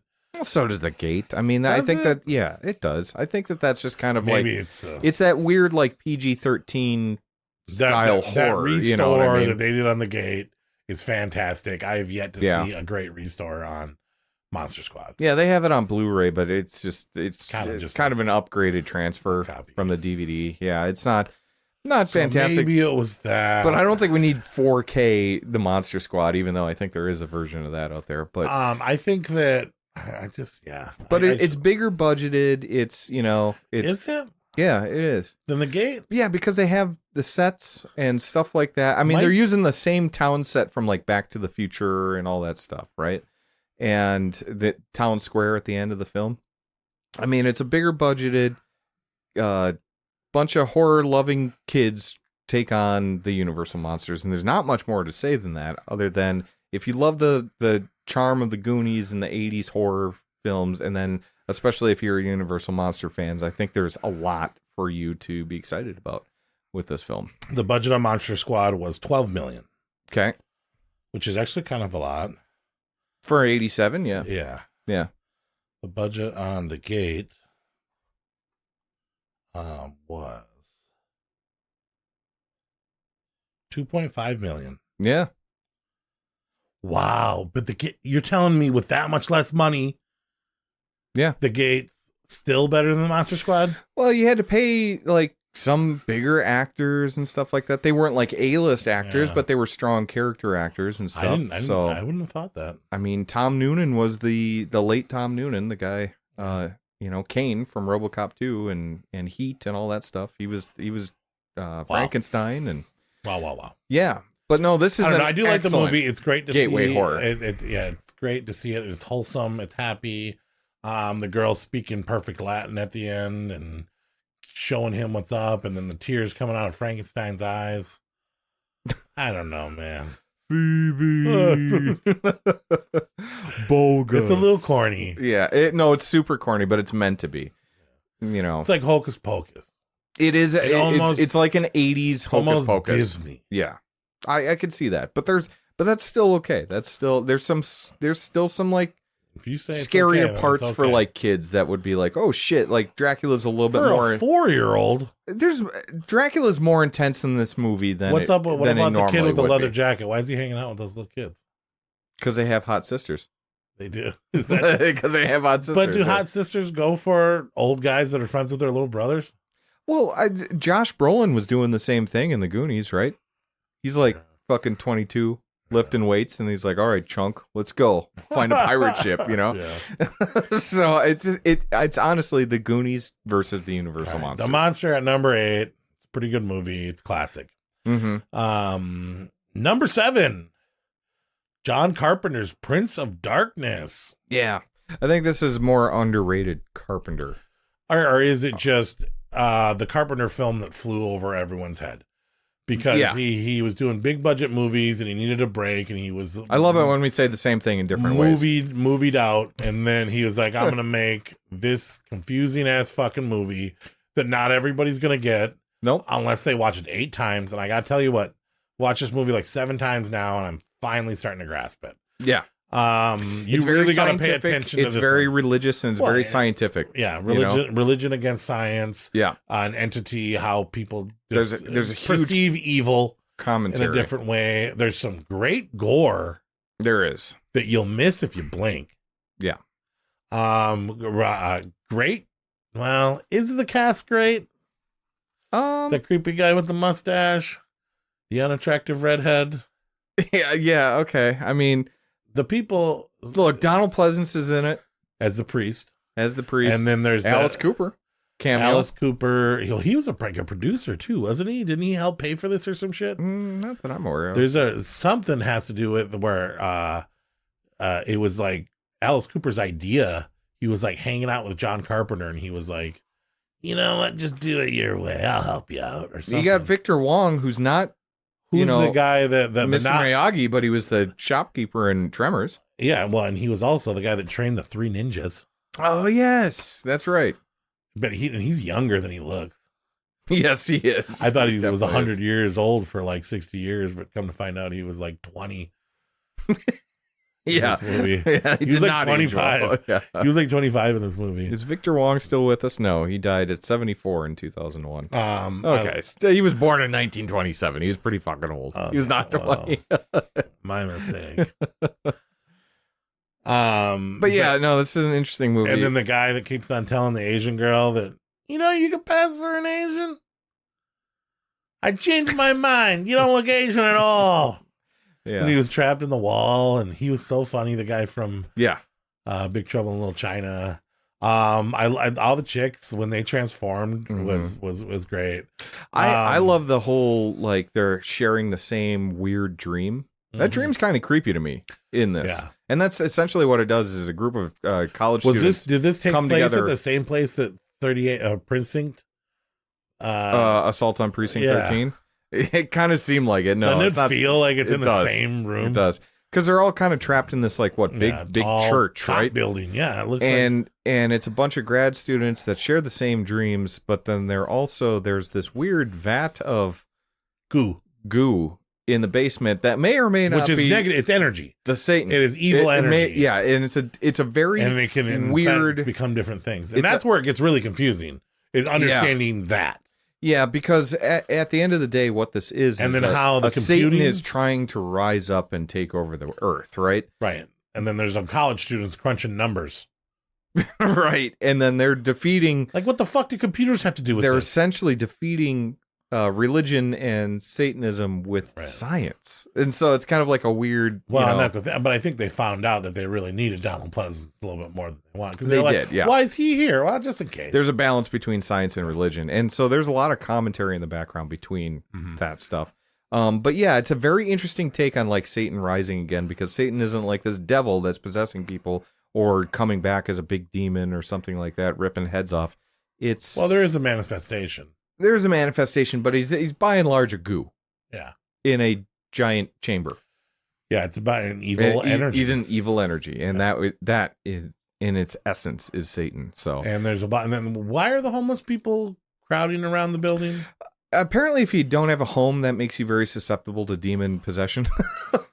You know what I mean? And we go out the window, and he was like, "Oh, fuck that, going back out." Pointless scene. Satan promised me a place to live. So I will do his bidding. Yeah, it was kind of weird. Like every homeless person, like what is that trying to say? They just stared at the building. Yeah. Well, they also killed you if you went outside of the building, though. You know, and they were led by Alice Cooper. It's just weird, but I don't know. It's one of those movies that I always do the same thing you do. I don't know what this movie is about technically, so I have to watch it. But there's a lot of like good stuff, and that's what put it so high on my ranking is that I keep coming back to it.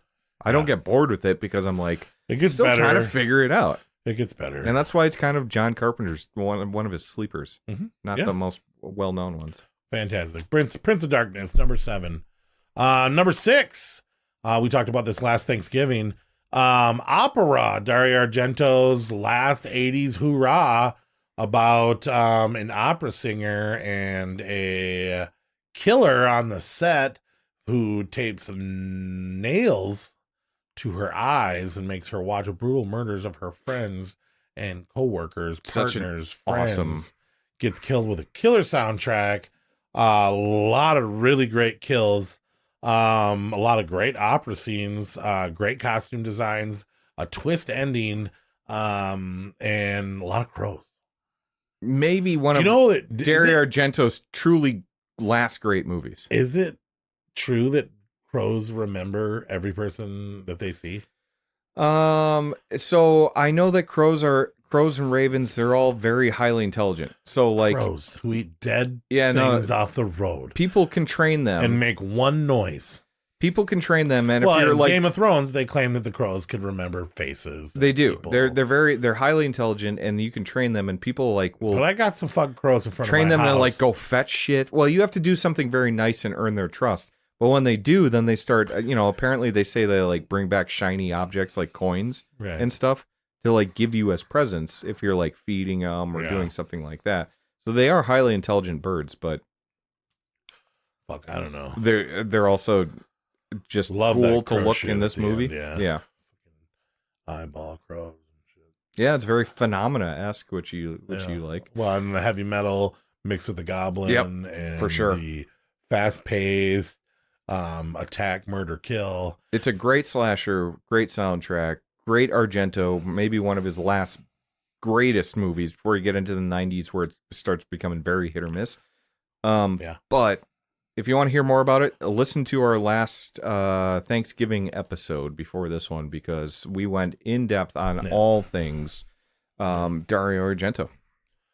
Opera. All right, number 5. Here we go. We got some bangers here. Female directed, Near Dark. And I watched a bunch of behind the scenes footage of this. And what's the girl's name? The director? Yeah. Catherine Bigelow. She is... What else did she do? Well, she won the Academy Award for Hurt Locker. Woo! Yeah. There you go. Best director. She did a really good job capturing the grime essence, nightlife, mixing vampires with bar scenes, and it's a vampire western is what this is. It's really cool to see. How do you do a western at night? I love all the sun action. You get to see a lot of Kentucky Fried vampires. Yep. Black, scabby.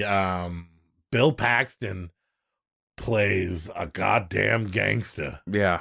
That's Severin. OG gangster. He's ruthless and mean and somehow scary. A funny guy gone scary. Yeah. There's a love story on the surface of this film that misses me a little bit because it happens very quickly. I feel like, they get the initial chemistry. Yeah. And then the vampire shit starts happening and they lose all their chemistry. And because the story is really about the nomadic family of vampires, right? And this new guy coming. Yeah, because they ditched the love story, right? Yeah, but they bring it back. They do bring it back just because you need to put like a bow on it, but really it becomes like that whole nomadic vampire stuff. Yeah. Like how they kill because they're bringing a new person in, the main character got turned and they're not happy about it, but they're like, well, he's one of us now. This is how we live, and he has to become this like nomadic vampire. Well, and it's not even like this is how we live. It was like do this or we'll fucking kill you. Yeah, we're kind of pissed off this happened. Yeah, she was supposed to kill you, but now she did this, and now you're even a bigger sissy than she is. Yeah. And you don't get the rules, and you keep on breaking the rules, and we're some bad motherfuckers. And they got the guy from Pumpkinhead and Alien. Lance Henriksen plays an awesome character. Bill Paxton steals the show as Severin, but then you also have that little kid, Jeanette Goldstein, as from Aliens. Oh yeah, there's 3 people from Aliens. Oh yeah, Lance Henriksen, Jeanette Goldstein, and Bill Paxton. Pretty much just taking it. Yeah, and then the kid. Yes, the kid. I loved the kid. Actually, the kid was one of my favorite characters. The kid's a great character too. He's from some different stuff, but he always plays like a cigarette smoking, rule breaking little shit. Yeah. And his fry up is really special too. Yeah. Something about that running in the smoke and the despair. And I think I watched this on VHS and it was bad quality, but when the sun would come up, it was so bright it hurt my eyes. Mm-hmm. And then when the sun would go down, it was too dark that I couldn't even see the movie. Sure. And I actually really appreciated it. It was some sort of distorted, dark, weird storytelling. And the contrast between night and day is beautiful, where they do make the sun so bright that it almost hurts you as the viewer's eyes. Well, I just love that you get this whole vampire, like you get the whole vampire story in this film. You know what I mean? It's not just somebody battling vampires. Like you're learning about their whole way of life. You're in there with the vampires. It's basically a day in the life of living as a vampire, And so that's really cool. It's a bad day. It's a bad day for sure, but it's just kind of cool to see like how they live. Out, though. And then they go to the bar scene, which is unforgettable, right? That's the best part. Yeah, it's amazing. And then the camper with the way they got to cover up the windows, and they get the heavy tarps, and they're really reckless. They're really the fact that they're still alive. Yeah. Oh, they're rebels. Blows my mind. They're true rebels. They're of the world. self-destructive vampires. Yeah. Yep. Loosey goosey, making mistakes everywhere they go. But without ruining the ending, I guess that's impossible. That's stupid. Is that stupid? I don't know. It kind of makes sense. Transfusion. the blood transfusions. Yeah. I ruined it. Never mind. I don't know. I mean, well, this movie's fucking almost 40 years old now at this point. That would work. Maybe. I don't know. I'm There's still got to be a vampires are Unknown. mythical creatures, right? So I mean, Are like, they? well, I don't know. Maybe I just put a target on my neck, Yeah. for that. But let's just say vampires are made up creatures. I don't know what the rules are, but this Pretty sure that but that's what wouldn't I work. love about this is that Blade would have tried this that. rule this movie makes all the rules of the world in this movie known to the viewer, right? Because you're going through them. Yeah. They hate sunlight, but they could still like suffer it, kind of. You For a know what little I mean? while. For a little bit. It'll eventually. It's They like need a to deep- drink blood, or else we know what happens to them. They start getting weak and they'll die. And all that stuff. And they can, they travel around during the day. They try and sleep during the day, but they'll travel around. They're not just in like a cave upside down or something like that. Not to pick on any other vampire movies, but I'm just saying we've seen that before. Yeah. This is different, Yeah. Fucking vampires. Goddamn vampires. There's just so many vampires. But yeah, Near Dark is a classic vampire film, but I cannot believe that we're doing a year that has not one classic vampire film, like maybe top 5. Remember when we did Fright Night and we ranked top 5? This was number both of them were in this. 1 and 3. Right. Yeah. Right. Well, why don't we go into it? Number 4, the goddamn Lost Boys. Fuck yeah. Great. Joel Schumacher directed. Awesome. One of the quintessential 80s movies. Not just a horror movie. Right. But like everyone fucking loved It the Lost Boys. encapsulated the 80s. Yeah. From Everyone the loved that. saxophone scene. The sweaty that oiled up. that who would have thought that they almost cut out of the movie, or they're just like, oh, we got this guy. Yeah. He played in a bunch of bands, and now he's playing in new metal bands and Yeah. playing saxophone still to this day. He He's still goes on oiling tour. up. You Yep. can almost get tickets to his concert sometimes. Yep.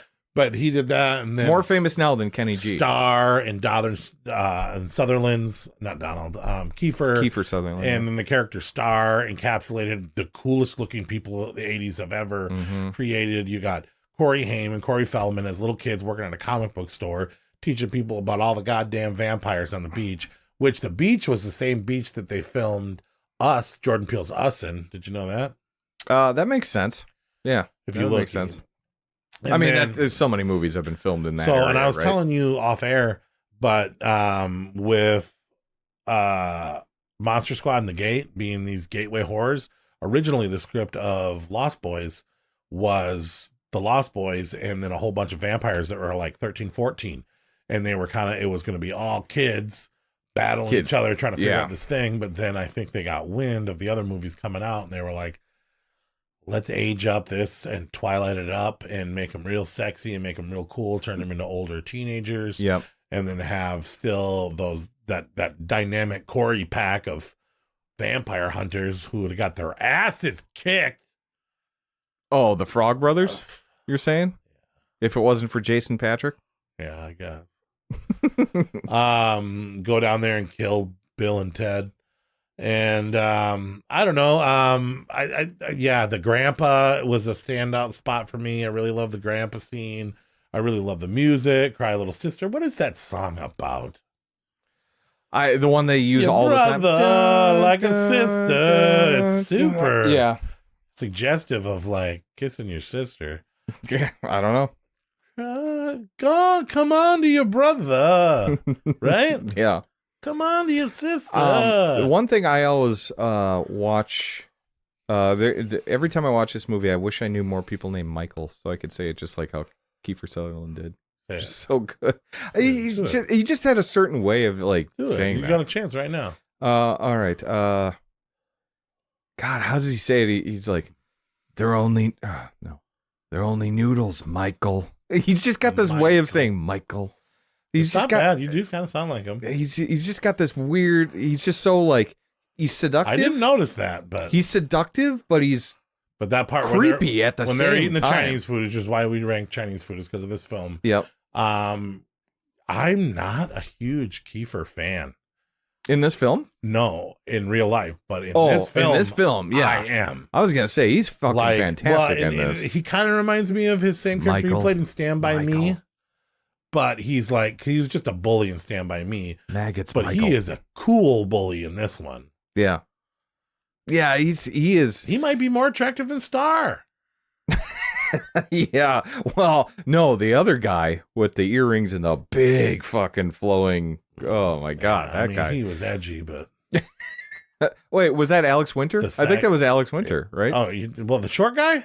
I don't know. I can't. Yeah, I get those two confused because they kind of just sit in the They're all background. pretty cool. They're better looking than Twilight.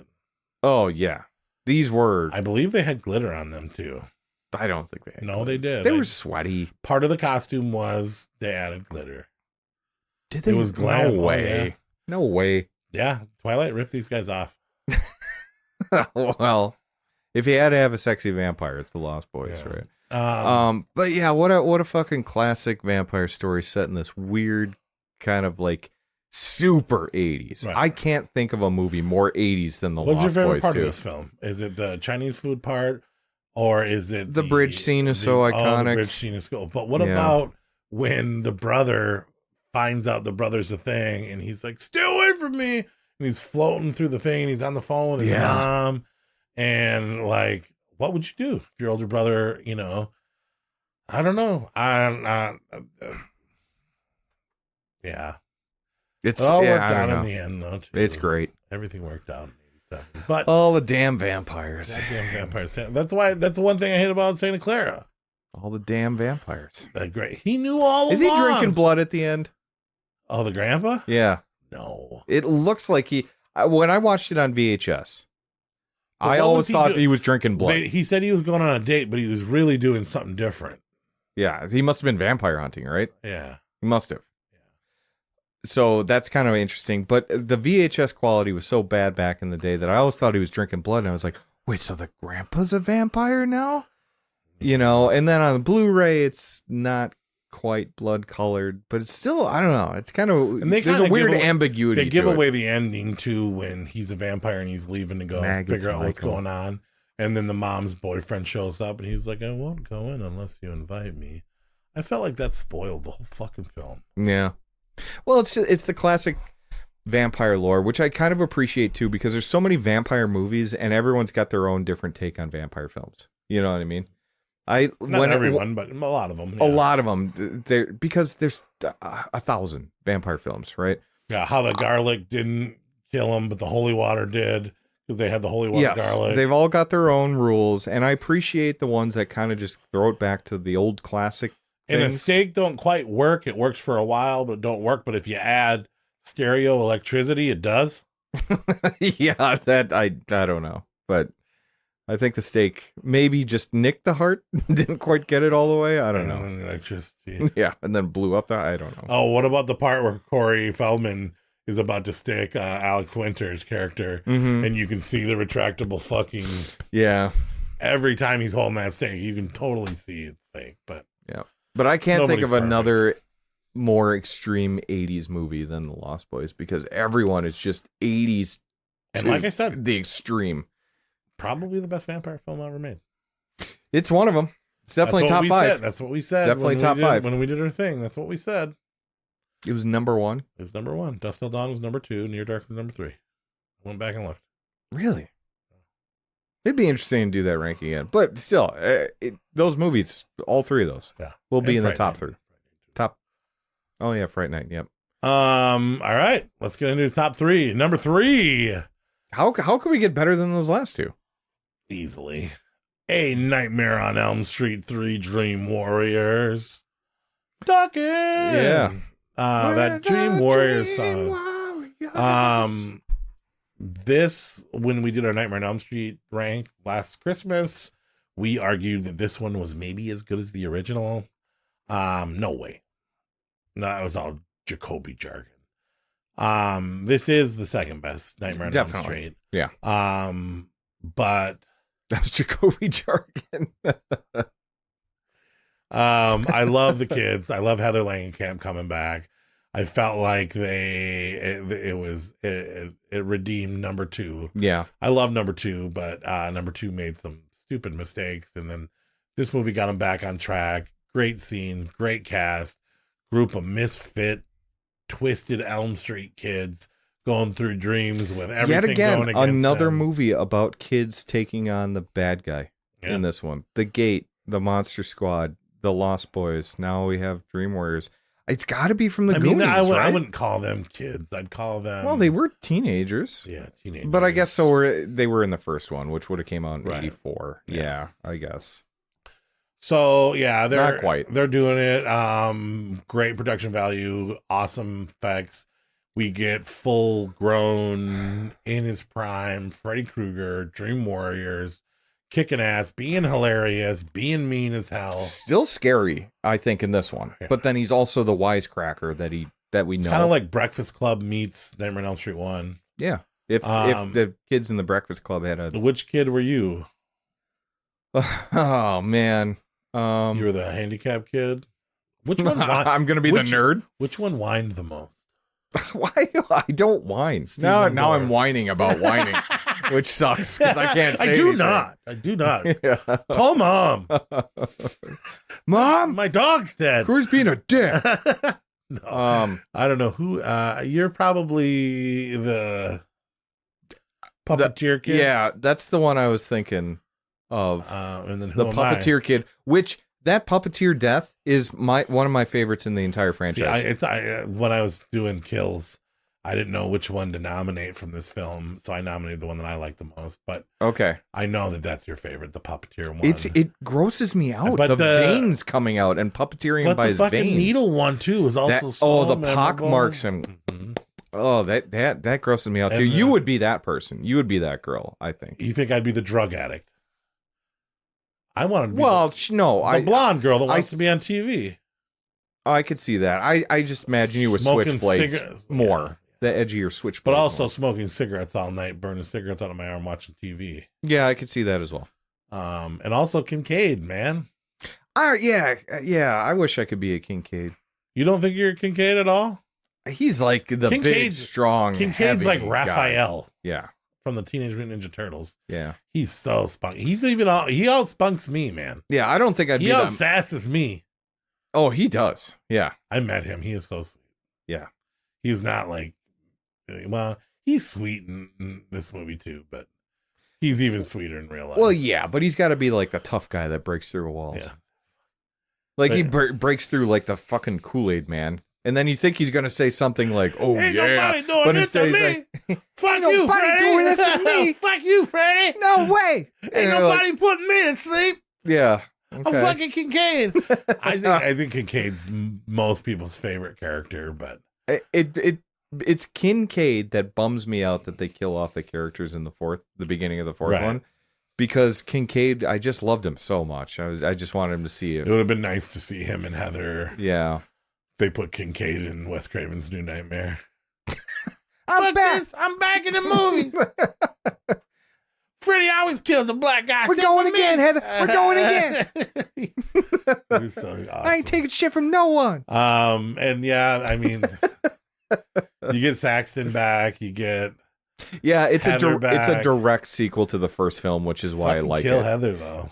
Yeah, but it's kind of cool because it wraps it up, kind of like how Halloween and Halloween 2, the first and the second, the original, right? How that's like a good bookend. You could stop after that one. You could stop after 3. You're Patricia Arquette. I'd be really making your little straw. Oh well, thank you. Your little sucker's house, bringing everybody into your drama. I don't think I'd come back from being deep throated by a. That effect though, where he's like Freddy worm, and he's just gobbling up little girls, and he's like picking her up too, and like cool. it's the effects are so good in this film. Yeah, Nightmare on Elm Street 3 is great. Yeah, it was great. Definitely the second best film in the franchise. Definitely, no question. I wish if it would have had a little bit more money, it would have. It's hard to beat the original, right? But damn, does this one come close? That ladies man, that's who you are. The ladies man, the mute. Well, isn't that the guy that gets the puppeteer one? No.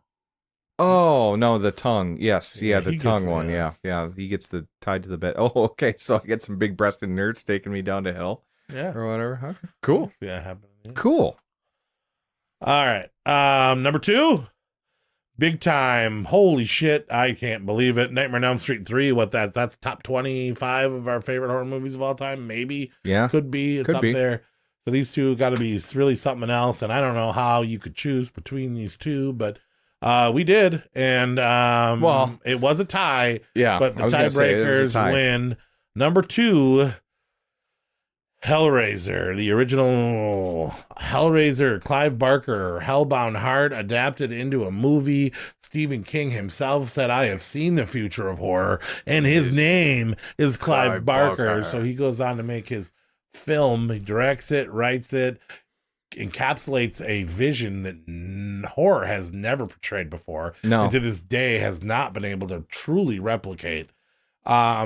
The imagery, and like I remember the first time I watched this, the story bored me, but when you see those Cenobites, it is like the first time you see Jaws. Yeah. And it is something that you will never ever forget. There has never been an image of evil better than when these Cenobites show up. It is so fucking scary. It is so fucking cool. It is so stop everything that you're doing and be mesmerized by these 4 characters. It's really interesting that you said that it was kind of boring the first time you watched it too, because I had that too when I was a teenager or whatever. Right. I was like, this movie's kind of boring or whatever. And where the fuck is Pinhead? Yeah. You know, like, where's Pinhead? Who's that guy on the fucking cover? Yeah, where is he? He's in the film for like, what, 5 minutes? This maybe, movie's about Julia. Yeah, but then when you watch it as an adult, you're like, fucking Julia's 10 times worse than Pinhead ever was. Yeah. You know, like, she's awful. Wow, dude, Frank, Julia, and both of them, they're so scary. It's such a weird, interesting story, and then that you don't think you're going to get in. You think you're going to open the box and Pinhead comes out and takes your soul. Right. That's what you think going into this movie. You get so much more than that. Yeah. And you get this whole creepy, world weird that could pleasure have truly pain. been explored better. And it does feel like traces of hell have leaked out. That's got to be what it looks like. Oh, yeah. Like Clive Barker's seen it.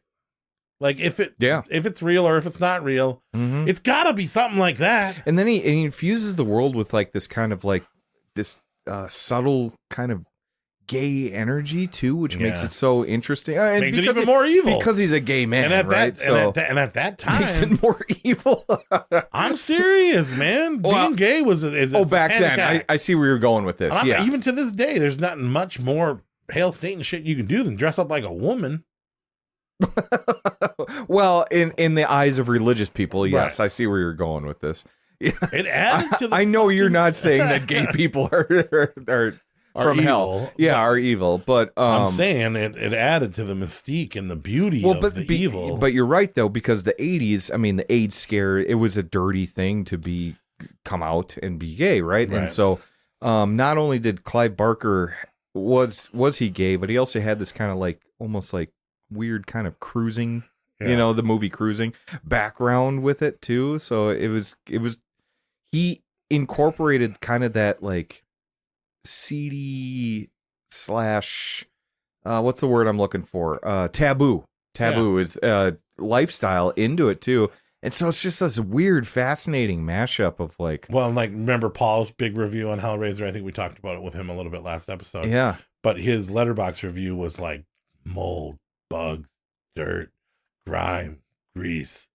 Yeah. It made him feel like he had bugs under his skin. You felt dirty. You felt gross. I mean, the bed stuff too is just so gross to me. That room, the fucking, the the evidence of fornication and selfishness and evil and gluck that Frank was. He was just truly a scab. And he's the gore effects too help because they are unreal in this movie. They still hold up to this day. They're scary looking. They're gross and they're pily and they're wet. Yes. And they're moist. And you feel like people's skin is getting ripped off their body. Oh, yeah. They did a really good job when it's moving. It's unreal. And then they get somebody like Ashley Lawrence, who was the first acting role. Yeah. And you put her as the only innocent creature in the whole film. World of evil. Yes. And she glows like the sun on a gloomy day. I mean, her dad was kind of... He wasn't a bad guy. Yeah, but he was dumb. Very dumb. Yeah. He was dumb. Yeah. But something about Ashley Lawrence and her portrayal of innocence, like I said, she glowed. She literally glowed in a world of dismay and pain. And they made ugly attractive somehow in this film. And man, I love watching this movie. You feel dirty, but you can't look away. You're enjoying it, but you don't want to enjoy it. You know what I mean? I enjoyed it, man. I'll admit it. I fucking enjoyed it. I'm even starting to grow a thing for Julia. You're gonna be Frank. Take me. Skinless Frank. Take me. I want to know. Yeah. Is it good? This is a very interesting movie that I think a lot of people should revisit. Nothing like it. Because when was the last time you saw a Hellraiser? We've seen it a lot. I mean, we did a whole Hellraiser ranking, I can't remember what episode that was, but we did a whole Hellraiser ranking. If people want to hear us go through every movie in the franchise, actually, I will tell you, spoiler alert, they're better than what you think they're going to be, honestly. Even the later when we ones. started the podcast, I was like, I'm a big Hellraiser guy. And you were like, Hellraiser's cool. Because I only got to like 3. And then we had that running bit where there's Hellraiser people and there's not Hellraiser people. Yeah. You're look at you. You're a Hellraiser guy now. Yeah. Well, I've always loved the first 2. 3's got that cheesy quality that I liked. And then I never really went past it. Watch it in a until room. We did our episode. Watch it in a room with no furniture, no blanket, butt naked. just on a bed, just with like sitting, just on a mattress, not a bed, ass bare on a bare wooden floor in a cold room with no blanket, no clothes. Feel the discomfort. I'm pretty sure that's how Clive Barker wrote this film. Yeah, probably. But yeah, this is if you have not seen Hellraiser or maybe haven't seen it in a long time, I encourage you to go back to this film and rewatch it because you're going to be speechless, dude. I mean, there's a lot to this movie. In my Letterboxd stack, since I started using Letterboxd, this is my most watched movie of all time. Yeah. I've revisited it so many times, but yeah, it is. Every time, even now, after I watch it so many times, I don't say a word when it's over. I watch those credit rolls and I just soak in that fucking beauty. You're just slow nodding, butt naked on the hardwood floor, freezing, sweating somehow, but still cold. Sticking a safety pin in my ear, just trying to get there. You know what I mean? Yeah, you are more okay. Maybe it's not a Hellraiser person or not. Maybe you're a Julia person or not. Yeah. Some people are Julia people. Some people are Ashley Lawrence people. Julie gets her shit though. I'm more of an Ashley Lawrence person. Well, me too. I met her. She's fantastic. She's fantastic. Very sweet. You're gonna get another opportunity soon. She's at Crypticon and Days of the Dead November. Oh, great, so. Great, very exciting. Julia's at Days of the Dead November. Oh, really? Yeah. Oh, wow. I got a full fucking reunion. Nice. I'm looking forward to Teenage Mutant Ninja Turtles and Hellraiser reunion in the same place. Nice. I'm looking forward to some horror cons this year. This is gonna be good. All right. So what could beat that? There's only a couple that could, and it's this one. How do we beat one of your favorite movies of all time? Evil Dead 2. Sam Raimi got the money, made Evil Dead, changed the world of horror for all times in 1981. 6 years later, he wants to make the sequel. Somebody else owns it, says, hey, you can't do a recap. Fuck it, I don't care. I'll remake the first movie. I'll remake it. I'll remake the first movie in the first 25 minutes of the film. Yep. And then I'll do the last 50 minutes. I'll make a new film, but I'm going to take it to the next level. Bruce Campbell says he can be funny. Bruce Campbell says he can do anything. He says he'll do all his own stunts. Let's go back to a cabin. Let's make the book look cooler. Let's make the gore look a little bit realer. Let's add a laugh every fucking 6 seconds. Let's also bring 500 gallons of blood with too. Buckets and buckets of different colored liquid. Yes. Not blood. If it was all blood, that wouldn't have got released, but they had black, purple, green. Fucking everything, just buckets and buckets and buckets of shit, and they let Bruce Campbell do his own thing, and they turn him into a deadite. It spans over days. Bobby Joe, who was Bobby Joe, Him and Bobby Joe and his boyfriend, where the bridge is gone. We did an Evil The Dead artifact- ranking too, no, didn't we? No. Well, we talked about a little bit on the Universal Monsters thing because Evil Dead Rise came out, but I'm saving that one for the last episode, probably. Fuck, it's Evil Dead so far. Now, this is before Burns come out and Wrath has come out. It is the best horror franchise out there right now. I don't know. But think about this. You may prefer other ones to this, right? But there's not a bad movie in the franchise so far. And I'm including the 3-season series in on that too. There has not been a bad product in this series yet. I don't know. The Mummy was okay. The Mummy would be the worst. You would drag down the franchise, but a TV show. It had 3-season TV show. That was good, but it was great. It felt right in along with Evil Dead 2 and Army it of also Darkness. took leagues of absence. Unlike other franchises have to, you have to put a lot of things into account. Yeah, but I don't know. It's one of the most solid horror franchises of all time. It's one of them. Yeah, I'll give you that. And for me, I think it's the best one. Not my favorite, but the best one just because I don't think there's a bad product in there in the whole thing yet. Jaws. Jaws. First one's a classic, second one's good, third's a guilty pleasure for me, and then we'll stop there. I don't know. I think it's arguable that Friday the 13th, Texas Chainsaw Massacre, Nightmare on Elm Street. Yeah, but there's some bad ones in those. Yeah, but they were consistent too in a certain sort of way. Yeah. Anyway. Evil Dead 2. Is it better than Evil Dead 1? I personally don't think so, but I think I'm in a minority. I think most people prefer Evil Dead 2 to Evil Dead. Evil Dead 2 is more entertaining. It's bigger, better, and maybe bigger, better. And but if you're looking for crazier, if you're looking to be scared, 1 is scarier. 1 is definitely scarier, and I think that's why I prefer it, because it's horror first, comedy second. Because it still had black comedy in it. There's some fucking horror in Evil Dead 2 though too. Oh, for sure. But I mean, you're doing Henrietta. Henrietta's crazy. I'll swallow your soul. I'll swallow your soul. Wasn't that Ted Raimi in a fucking suit? Miserable. Oh yeah. Ted Raimi hated that. Yeah. I saw some behind the scenes stuff where he was just bitching, "Get me out of this fucking thing." God, what was Ed, we got the Ed head right here. Yep, we got.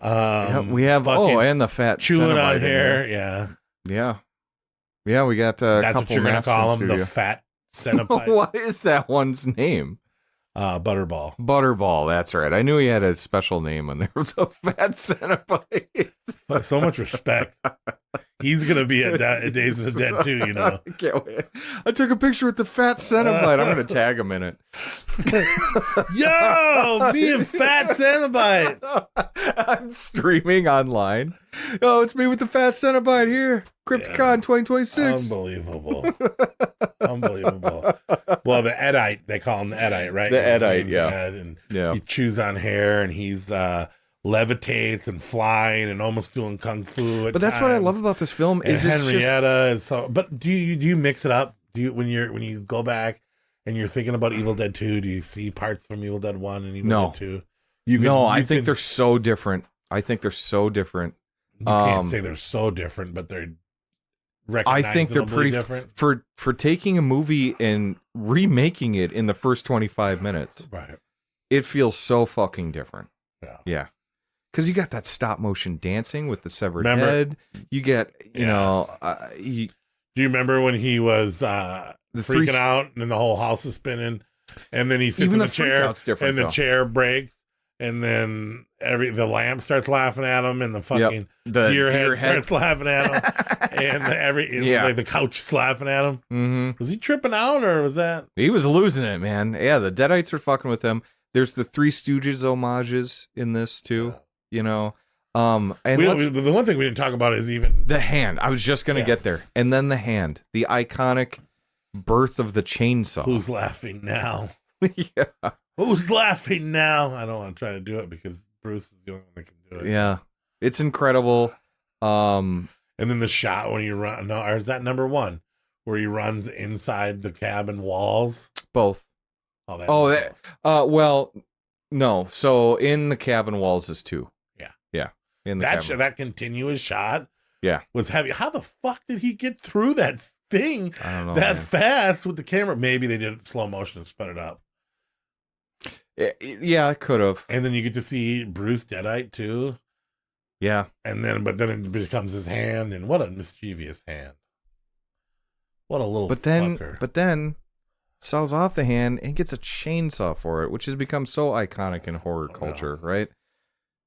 An Ash with Remember a when torn he up catches blue the shirt. hand in the bucket and he puts the farewell to arms on top? Yeah. Yeah. And that's where this is comedy first, horror second. Where the first one was the complete opposite. But man, this is how you do a sequel.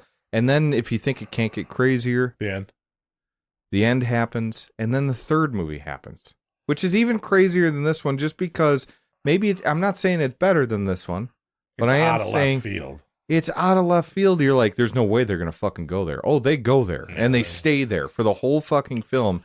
And this guy's doing more on a small budget than all these other fucking big movies, right? He's still sold out. Well, yeah, sure. He made Spider-Man movies, he's making Marvel movies. He's basically the Metallica horror directors. Yeah, so Spider-Man 2 was his Black album then, or what? Yeah. Yeah. What the fuck? Yeah. He's coming back around. Is he? He misses it. Send help. Yeah. Yeah, no, he's not. That's like he's not Garage coming Days back Volume around. 3. He's not coming back around. Fucking bullshit. S&M 2. It's just a fucking live re-release. Yeah. There's no doubt about that.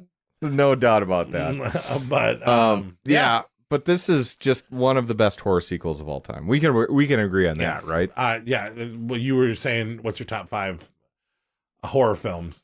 Shining, Hellraiser, Exorcist, Evil Dead 2, Night of the Demons. Yeah. Return of the Living Dead. Just to name a few. Yeah, it's crazy. Yeah, this is. Do you prefer this one to the first one? Or I think so. You think so? Like I said, okay. It's kind of like that other film that we were talking about, where I kind of respect the first one a little bit more, but I like this one better. When you're talking about Creepshow, you know what I mean? Yeah. But this one's so different, though. Creepshow. There's something about the voices in the first film that really got under my skin. The shitty audio quality of that adds to that film. And like when she got stabbed in the ankle with the pencil, and then like, wow. That from the Deadite, yeah. That really when it's burning. I do think I like watching 2 better. They're different, right? They're just so different. Are they? They're not so different. You can't say yes, they are. You can say they're different, but you can't say they're so different. I think they're so different just because the energy between those two. Like, it's a very intense energy in that first one. This is a very chaotic, fun energy in the second film. More cartoon-like. Yeah, but even like when the Deadites are going nuts and everyone's getting possessed and there's blood spraying everywhere, it's a different feel to when blood spraying everywhere in the first film. All right. Fair enough. But it's great. One of the best horror sequels of all time. Films from 1987 that you think maybe we probably should have covered that we didn't cover. Should we do our ranking first? Go through our ranking. So, let's talk about what we didn't make, and then we'll recap the ranking. I'll get the ranking Ghoulies 2 for me. Cellar Dweller I really liked a lot. Slumber Party Massacre 2 I didn't count because we just covered it. Yeah, same thing. Predator. That's a slasher movie, but it's like it's an action sci-fi. I didn't feel good putting it on there. Yep. Shout out to The Lamp. Shout out to Silent Night, Deadly Night Part 2.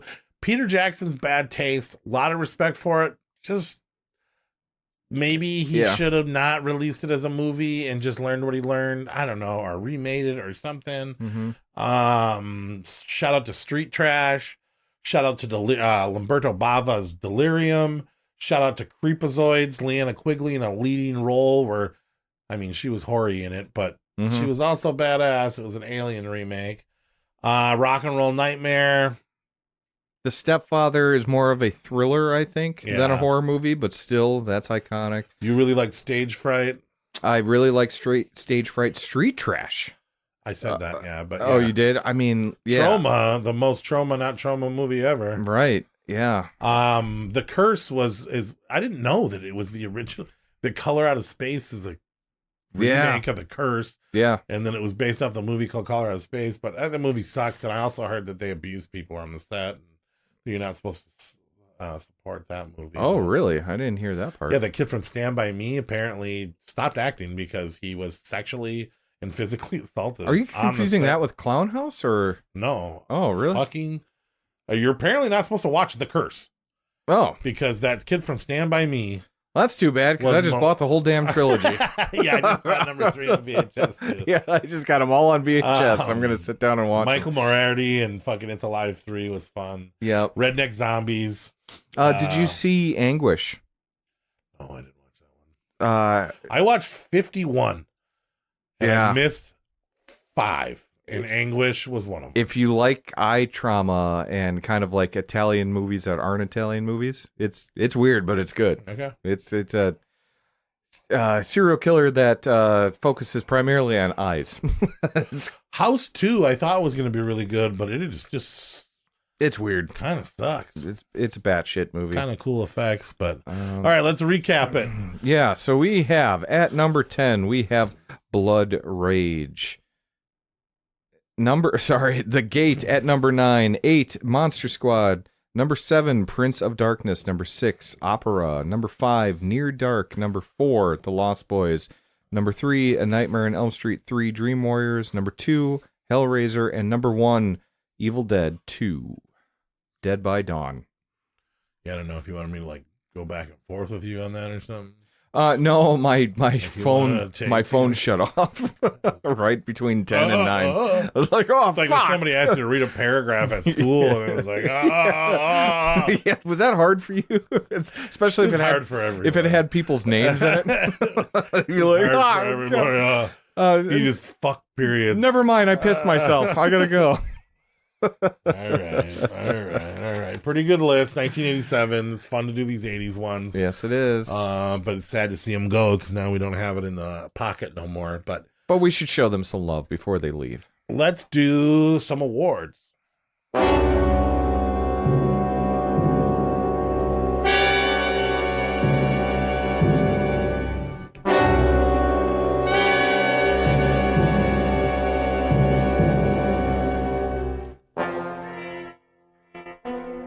By the way, the movies I didn't watch was From a Whisper to a Scream, Prison, American Gothic, and Bloody New Year. Prison's interesting. But yeah, better than I thought it was going to be, but it would not have made your list.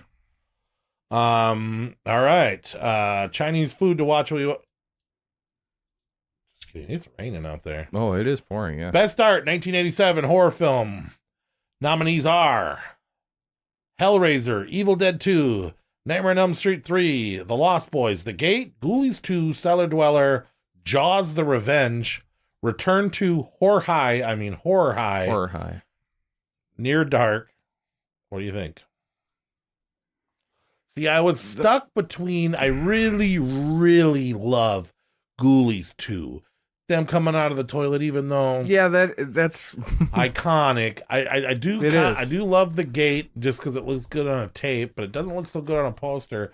But it's got to be Hellraiser. It's got to be the original Hellraiser cover with Pinhead on there that captivated, that gave kids nightmares without watching the fucking movie. Yeah, I love the poster art of Nightmare 3 though, as well. Yeah, but aren't you sick of looking at it?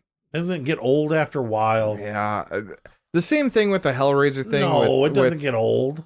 No, I'm not saying that it gets old, but the same thing with the Hellraiser thing with Pinhead, always seeing that cover was my experience with Evil Dead 2. Always seeing that skull with the eyes that were looking at you, side-eyeing you. But that skull, that's not in the movie. No, it's not. No, I'm not saying that that's the one. I wish it would have been a Deadite. They should have had Henrietta on that fuck cover. Yeah. And there's not a cover with Henrietta. But the original Near Dark one was pretty cool, too, with the silhouettes in the background. It's Gabby guy. I think it's Hellraiser, hands down. But Ghoulies 2. Them coming out of the toilet is arguably more iconic than anything in the movie, for sure. Phil Fondacaro. All right. So we're going to give it to Hellraiser. What was that name? Phil Fondacaro. Okay. Met him. Love him. Hellraiser, yeah. Hellraiser. Just take it. Best title was it Hellraiser, Evil Dead 2, Cellar Dwellers, Slumber Party Massacre 2, Street Trash, Creepozoids, Slave Girls from Beyond Infinity, or Redneck Zombies? What was the category? Title. Oh. Slumber Party Massacre 2 or Evil Dead 2? Slave Girls from the whatever Beyond best Infinity. titles, right? You ever But watch that? I did, yeah. Fun. I didn't rewatch it for this one, but yeah. Fun. All right. Best music or song in a movie from 1987 that was horror. Hellraiser soundtrack. Dream Warriors by Dokken. Cry Little Sister, Lost Boys. Opera, Goblin Stuff. Slumber Party Massacre 2. Let's Buzz. You love that song. Near Dark had a really cool score by Tangerine Dream. Yes, it did. And Prince of Darkness, score by John Carpenter. Yep. Also great. But what wins? Is it Dream Warriors, I Lost think it's Boys, gotta or be Opera? It's for me, it's Dream Warriors. I love that Dokken song. Opera. Opera's pretty great. If you, let's say you had to eliminate, if you could only have one, you're gonna get sick of Dream Warriors, but you're never gonna get sick of that Goblin album. And plus, it's got Motorhead. It's got fucking the soundtrack. Oh my god. Yeah. Okay. I don't know. I see where you're coming from when you're bringing in Motorhead and all those other ones too. Yeah. I don't know. Is Flash of the Blade on that one? Or is No, that's Phenomena. that's Phenomena. Yeah. All right. So you pick Dream Warriors. I pick Opera. Gore Award or Special Effects Award. Is it Hellraiser, Evil Dead 2, Dream Warriors, Near Dark, The Gate, Opera, Bad Taste, Redneck Zombies, or Prince of Darkness? First of all, I just want to say that entire list all has fucking phenomenal gore effects and stuff. But it's got to be Hellraiser. To me, that is the goopiest. Made it feel like realist. It brought it out of the TV and almost made you feel it in your skin. Yeah. Evil Dead 2, the puppet work and the blood and the over the gore. top And we're stuff is talking about fantastic. Gore Award. There's more blood in that than anything. And also, the only thing good about Bad Taste was the effects. And there was blood explosions that no one can do. No. And I'm sorry, but every time that guy just kept putting his part of his skull back in place all the time, that really made me kind of sick. I'm to my always down to stomach. give to Hellraiser, though. Yeah, Hellraiser. Putting his brains back in his head. Best story, was it The Curse, based off of Color Out of Space, Angel Heart, Blood Hook, Monster Squad, Creepshow 2, Prince of Darkness, The Gate, Lost Boys, or Hellraiser? Best story. I mean, I want to give it to Hook because it's a hometown, Blood Hook because it's a hometown story. I want to give it to Creepshow 2 because it was Romero and Stephen King, but Hellraiser, dude. Hellraiser's, that's pretty in depth. Angel Heart's got a really good story too. Yeah, it's almost like a David Lynch story done wrong. Old noir crime, Louis or detective Cypher. thing. Yeah, Cypher. No, it's Cypher. Yeah, Lucifer. Yeah, you caught that, right? Well, they call it out at the end too. Can you imagine if I didn't? Best director was it Clive Barker, Hellraiser, Sam Raimi, Evil Dead 2, Joel Schumacher, Lost Boys, Dario Argento, Opera, Catherine Bigelow, Near Dark, John Carpenter, Prince of Darkness, Peter Jackson, Bad Taste, Alan Parker, Angel Heart, Lamberto Bava, Delirium, David DiCato from Creepozoids, Lucio Fulci in Enigma, or Larry Cohen in It's Alive 3. Best director? I'm going to go Sam Raimi. Sam Raimi, Clive Barker, or Dario Argento could all get it, but I'm with you. Sam Raimi. Best monster or villain. Was it Pinhead and the Cenobites in Hellraiser, the Deadites in Evil Dead 2, Freddy Krueger in Nightmare on Elm Street, Jesus. David the Vampire in Lost Boys, the Demons from The Gate, Michael. Bill Paxton the Vampire, the Bog and the Water from The Raft in Creepshow 2, Dracula and the Monster Squad, the Ghoulies in Ghoulies 2, Cellar Dweller, monster with the fucking pentagram on his chest, the Genie inside of the lamp, Aliens in Bad Taste, Robert De Niro as Louis Cypher, Robert De Niro, or alcohol in Street Trash. Did I say it weird? I just don't know how you fuck up. Like, that is arguably the most Notable name. Did you see how fast I did that in like an all of auctioneer? Robert De Niro. Yeah, anyway. De Niro. Best villain. I mean, I'm kind of stuck. It's hard not to give to Pinhead and the Cenobites. It's hard not to give to Freddy Krueger. But my standout monster that I didn't know about, that now I know about, that I love, Cellar Dweller, dude. He was like the Cellar Dwellers. Satan Yeti. It was like Harry and the Hendersons, but scary. Yeah. Cellar Dweller was way better than I thought it was going to be. The monster. I think that was my number 15. And that's what's crazy is that sounds You like... told me Gate. Well, Gate was your 14. Gate was 14, yeah. No, Bad Taste was 15, so it was 16. But still, that's how many good movies were in 87. Cenobites? It's got to be the Cenobites, yeah. Evil Dead 2, I was trying to think, but like, they're dead. Henrietta. Yeah, I guess Henrietta would be the main one, but... It's Cenobites. They're yeah. Shout out to Cellar Dweller, though. Yeah, that is a way better movie than you think it's going to be. Best hero or final girl? Was it Kirsty Cotton, Ashley from Evil Dead, Nancy Thompson from Nightmare on Elm Street, Corey Feldman in The Lost Boys, Stephen Dwarf in Gate because he was little. Yep, no, I get it. Caleb Colton in Near Dark, Donald Pleasant in Prince of Darkness, Frankenstein in Monster Squad, Arnold Schwarzenegger in Predator, Leanna Quigley in Creepazoids, or Linda Blair in Grotesque. There's some heavy hitters in that one, but it's got to be. How do you pick? It's Ash. Over Kirsty Cotton? Over Corey Feldman? He's got a chainsaw in one hand, and in the other hand, he's got a shotgun. All right. But what about Corey Feldman? Oh, Corey Feldman's great. Kirsty Cotton is one of the greatest fucking final girls of all time. What does she really do other than cry and avoid shit? Kirsty Cotton? She solves the puzzle 3 times. She tricks Julia and Frank, and she goes to hell and comes back. That's in the second one. Don't talk shit. I know she's your horror crush. Funniest part in a horror movie in 1987, or funniest movie, we'll say. Evil Dead 2, Lost Boys, Monster Squad, Ghoulies 2, Bloodhook, Street Trash, Munchies, or The Gate. Which one was the funniest or had the funniest moments? Bloodhook is funny. Bloodhook is not great. On purpose. Street Trash is out of its mind, but Evil Dead 2 is the funniest. Evil Dead 2 is funny. Yes, Blood Rage also makes me laugh a lot. But not because it's supposed to, because it does. Yeah. Because it's awkward. I don't know what that mom's doing with the refrigerator and all the food. Oh, yeah. I never do. I've done that before, though. Is there a breakdown? I have. Were you in a mental you're breakdown? All fucked up and you don't want to think and you don't got heroin. So you just you don't have heroin. Stick meat in your face till you're numb. You'll get high if you eat enough food. Yeah. You've never done it, huh? I have yet to. That's how I'm going to go out one day, like Elvis. Best actor, 1987 horror film.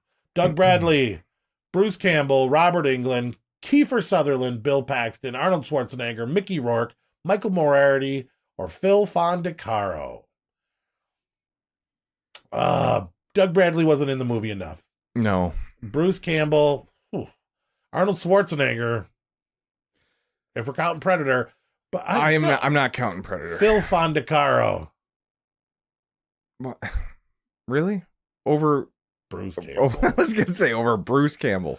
I want to give Phil one, though. Best Actress, 1987. Not as many as you would think there would be. No. Was it Ashley Lawrence, Hellraiser, Claire Higgins, Hellraiser, Heather Langenkamp, Nightmare on Elm Street 3, Jamie Gertz, that played Star in Lost Boys, Leanna Quigley in Creepazoids, or Linda Blair in Grotesque? Man, no Patricia Arquette from 3, huh? Oh, yeah, she deserves it, too. She deserves it more than Heather Langenkamp. You think so? But I'm not picking either one of them, so it doesn't really matter. Picking Claire Higgins? Claire Higgins from Hellraiser. I hated that bitch. Julie was the worst. All right, I'll give it to Ashley. You give it to Claire. Hellraiser won it 2 ways. Okay. Best small role in 1987 horror film. Lawrence Fishburne, Dream Warriors. Corey Feldman in The Lost Boys. Joshua Miller as Homer in Near Dark. That's that weird kid. Yeah, no, I know. Yep. Victor Wong in Prince of Darkness.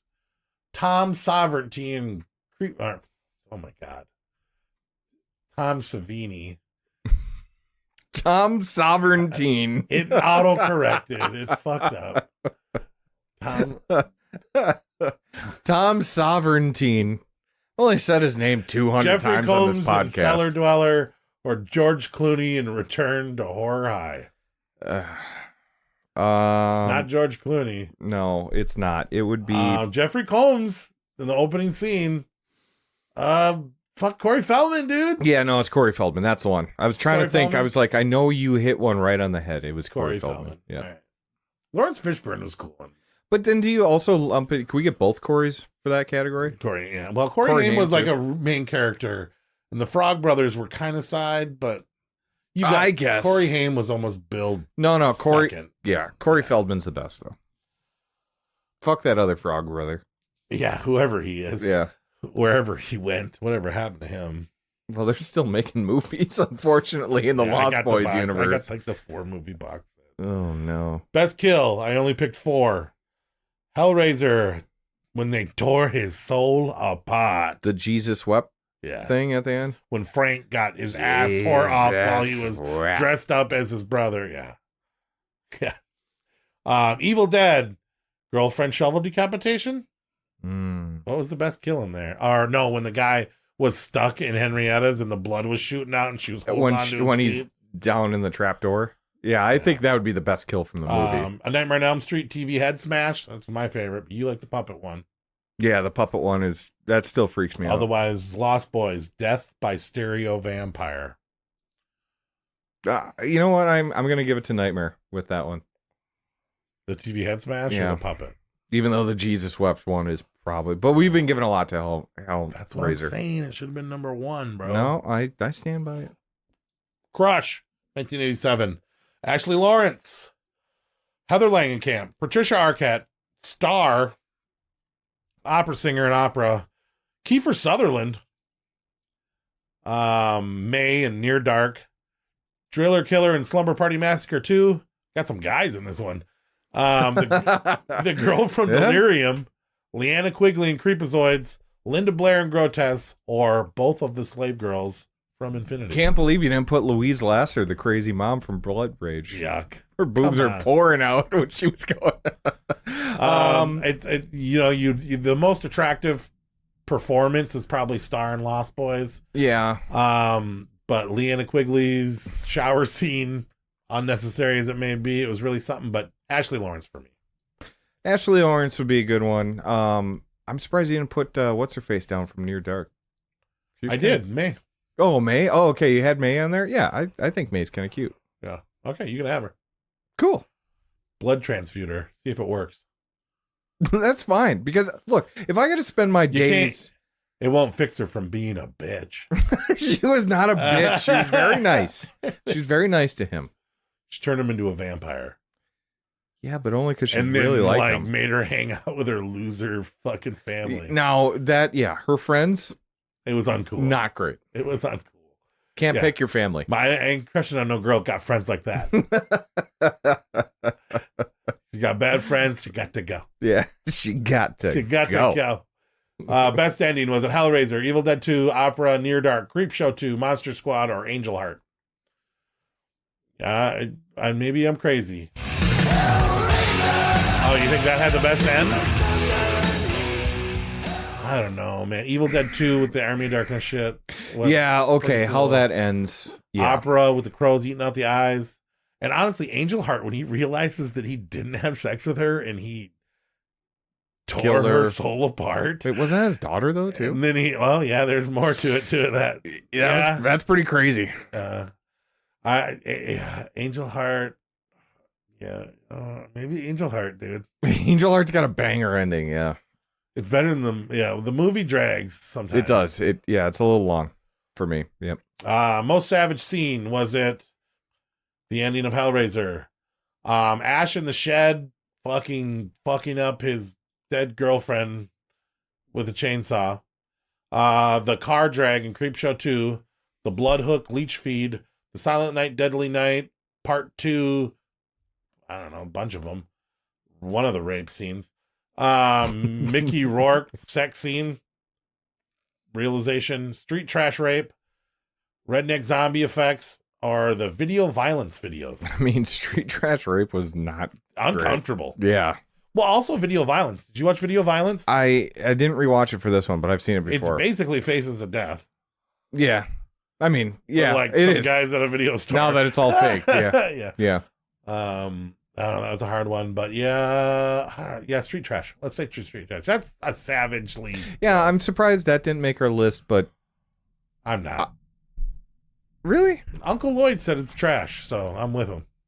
I don't think it's that bad. He's mad about that. His idea. Oh, that's why, huh? You know what time it is? Jacoby Maytaw Cosplay Award.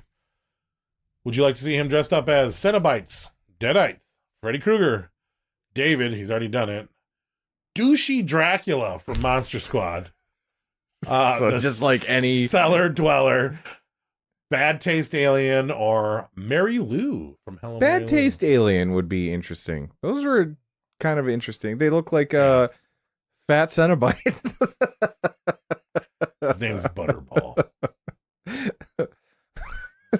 I'm sorry. I'm still thinking about You live remember streaming. last time you kept on calling him Bubba too, didn't you? No, I think that was you. Maybe it was. Yeah. You were calling him something dumb. I don't know. You got no respect for the fat Cenobite, and I'm sick of it. I'm here with fat Cenobite. I'm gonna say for Jacoby, I think his David portrayal was great that he did for a vampire party. And I'm saying the best costume that would blow my mind if I seen somebody do it. Bad Taste Alien. Let's do it. Let's give it to that. Fuck it, yeah. Dracula Dance Award. Bruce Campbell in the cabin just laughing along, dancing away. Flopping up and down. Yeah. The Saxophone Man in Lost Boys. The vampires dancing, or the vampires in bar murder dance. Oh, no. It's the sexy saxophone Wait guy. a minute. Did you watch Rock and Roll Nightmare? Yeah. Did you see his moves? Yeah, he had some good ones, but Saxophone. it's sexy saxophone guy. Dracula. Take off your shirt. Oil up. Let's see it. And grow out your hair. Blue Poly 2 Fight Award. Was it Julia versus Frank in Hellraiser? Ash versus his hand in Evil Dead 2? Freddy versus Kincaid in Nightmare on Elm Street 3? Frog Brothers versus the vampires in Lost Boys? Frankenstein versus Dracula in Monster Squad? Predator versus Schwarzenegger in Predator? Homeless people versus homeless people in Street Trash? It's Ash versus his hand, for sure. Best tape. Oh man, I have so many of these. Why don't you send me a picture? I sent you my fucking I just don't want to take them out. My stack is as tall as Phil Fondacaro in his chair. And you didn't send me nothing? Was it better than mine? No, I think you had like maybe one Couple or two more. didn't I? Just say it again. I had a couple more. That's fine. You could have a couple more. You don't got this one. You don't have Rust in Pieces. That was 87. Yep. That didn't make my list. I would have bought that if I would have known that. Oh, yeah. I passed up on that one. That was 87. He was like, Nate's going to want that one. And I was like, that's why I'm getting it. Oh, which one? I forgot which one. There was one of them. Pretty sure Nate's going to want that one. And I was like, that's why I'm getting it. And he was, what one was that? I don't know, but I think there was one. Yeah, there was. Oh, Mausoleum. Yeah, I definitely would have. Yep. I wanted that for myself too, but he was like, I'm pretty sure.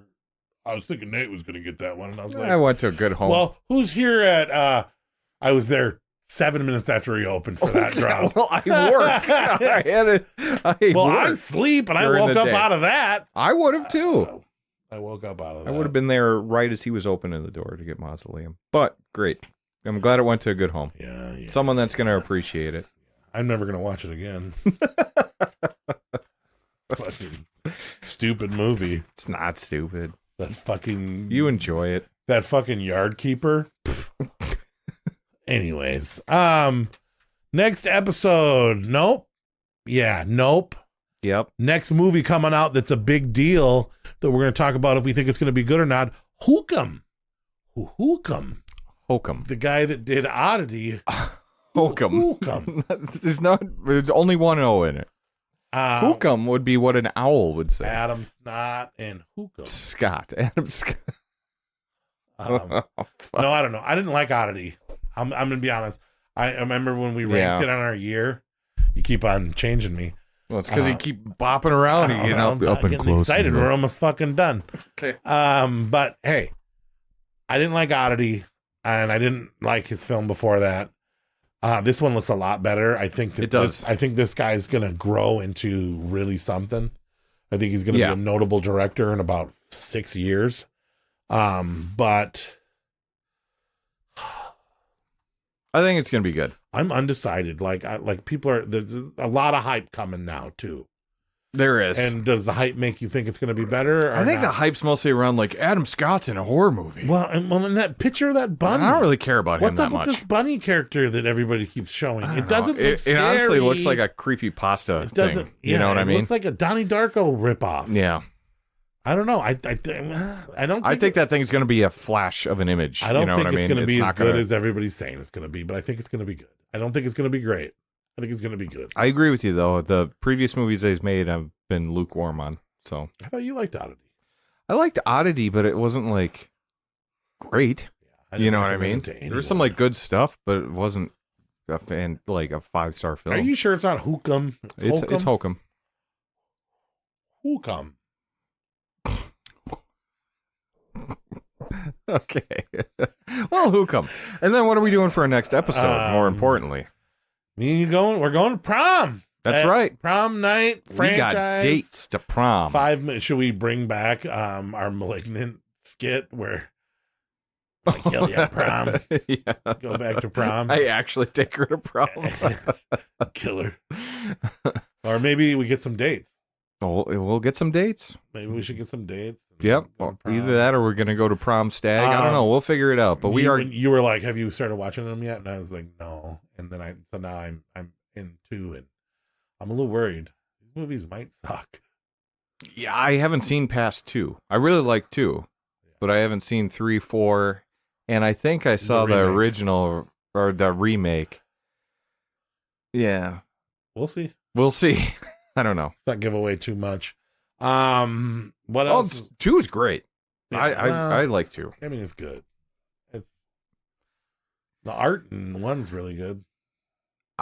You don't know. I mean, let's save it for the prom episode. night 3 and 4 just might be the new sorority house massacre. Why don't we save it? Why don't we save it for the episode? Anyways, so we're say goodbye to Fat Cenobite and goodbye, Fat Cenobite. You still got my box? You still got my? I got your box right here. All right, jeez. I got your box right here. See you guys in 2 weeks. See ya.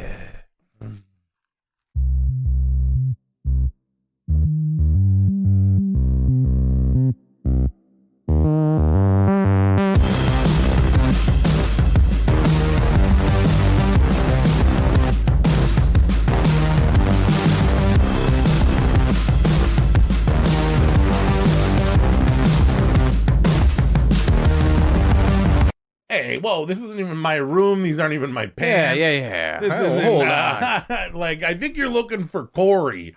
And I'll be like, Nate, you piece of shit, man. You know, did you say these aren't even my pants? Yeah. I'm putting on your pants. What did I put? These aren't even my pants, man. This isn't my room. Nothing to kill the vampires. I'll dress like Cory so they don't want to fucking feed off of him. My pants. I don't know what I'm even doing here, man. I don't even know what I'm doing in this skit. I'm trying your clothes on because I'm being hunted by vampires. And then you'll be like, hey, I think you're looking for Cory. And you look around, I'll be hiding behind the door.